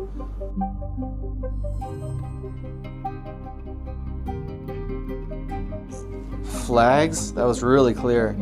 Trying to make the connections based on the fact that, again, as ridiculous as it sounds, there might have been a connection to Albert and the journal. And after the entire investigation of Richard's house, we decided to interview his neighbor. Hi, Richard, it's Jordan. Hey, Jordan, how's it going? Hey, good man. Listen, I just kind of talked to your neighbor now on our way out. Your neighbor, Lavinia, on our way out. Originally, we bleeped out Lavinia's name to respectfully hide the identity of her, being that she didn't really have any connection to our investigation and what we were trying to figure out. Until we reached out to a friend of ours who is in law enforcement, and the fact that the case was closed and it was a convicted case, he allowed us to have some documentation. He was able to confirm a couple of the dates that we had questions to. Unfortunately, he wasn't able to confirm or deny whether Nancy was the name of Edith's mother, which seemed very apparent when we were doing Maurice's sensory deprivation. But the most important fact that he was able to confirm is that Albert did stay in a rooming house at 287 Spence Street, and most importantly was the name Lavinia. Lavinia was the young daughter of the owner of the rooming house that Albert initially met Edith in. After he got out of jail, he stayed in this rooming house where he met Edith, but the rooming house housed 4 people. It was Edith and Albert and Lavinia and her mother. How do you know Albert? So when we learned this information, I felt it was necessary to uncensor Lavinia's name from her prior investigation because the possibility of that being a coincidence, that the young daughter in Albert's rooming house and Richard's next door neighbor having the exact same name, seemed like even she had a connection to the journal and she was following it. It almost seems like Albert and Richard's family have a connection to the journal, and that just brings it back to the fact that Richard himself said that his Uncle Dan would go hunting with a Victor West and his mom's cousin Rick. As crazy as all of this sounds, it brings me to my last point, and this is a question that I've asked myself, Jordan's asked himself, and I think that anybody who's seen these episodes has probably asked themselves. How does Richard's grandpa play into this entire thing, and how does Richard have the journal if Albert wrote it?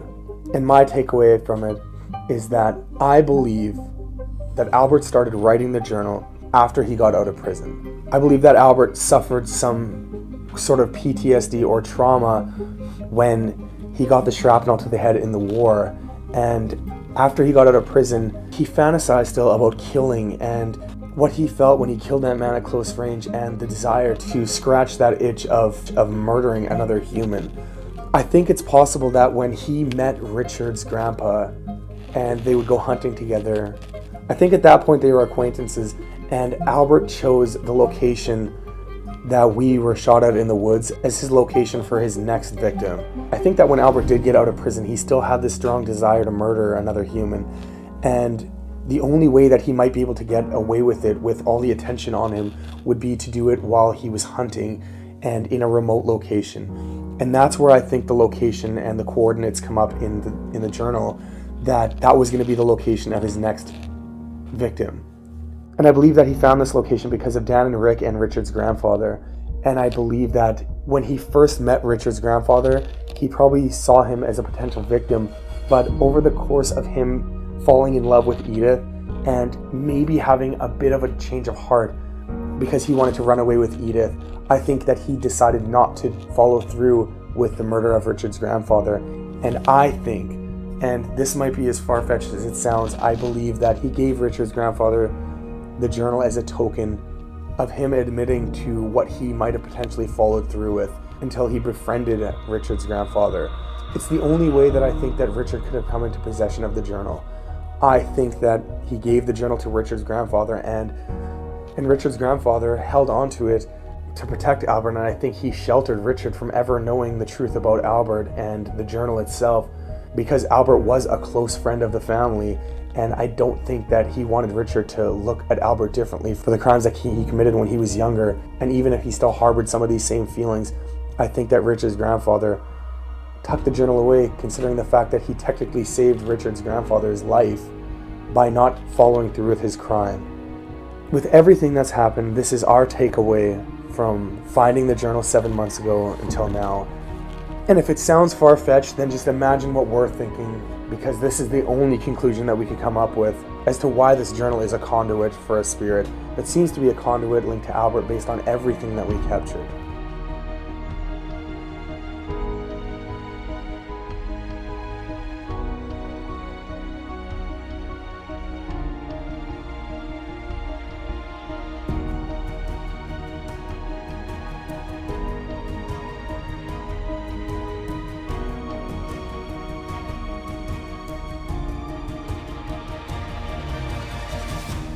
It just said drive.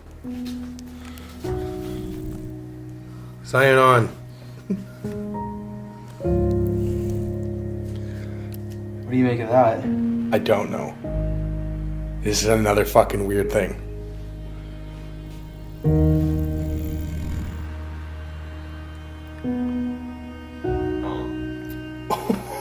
Unbelievable. Old? I don't know. That's weird.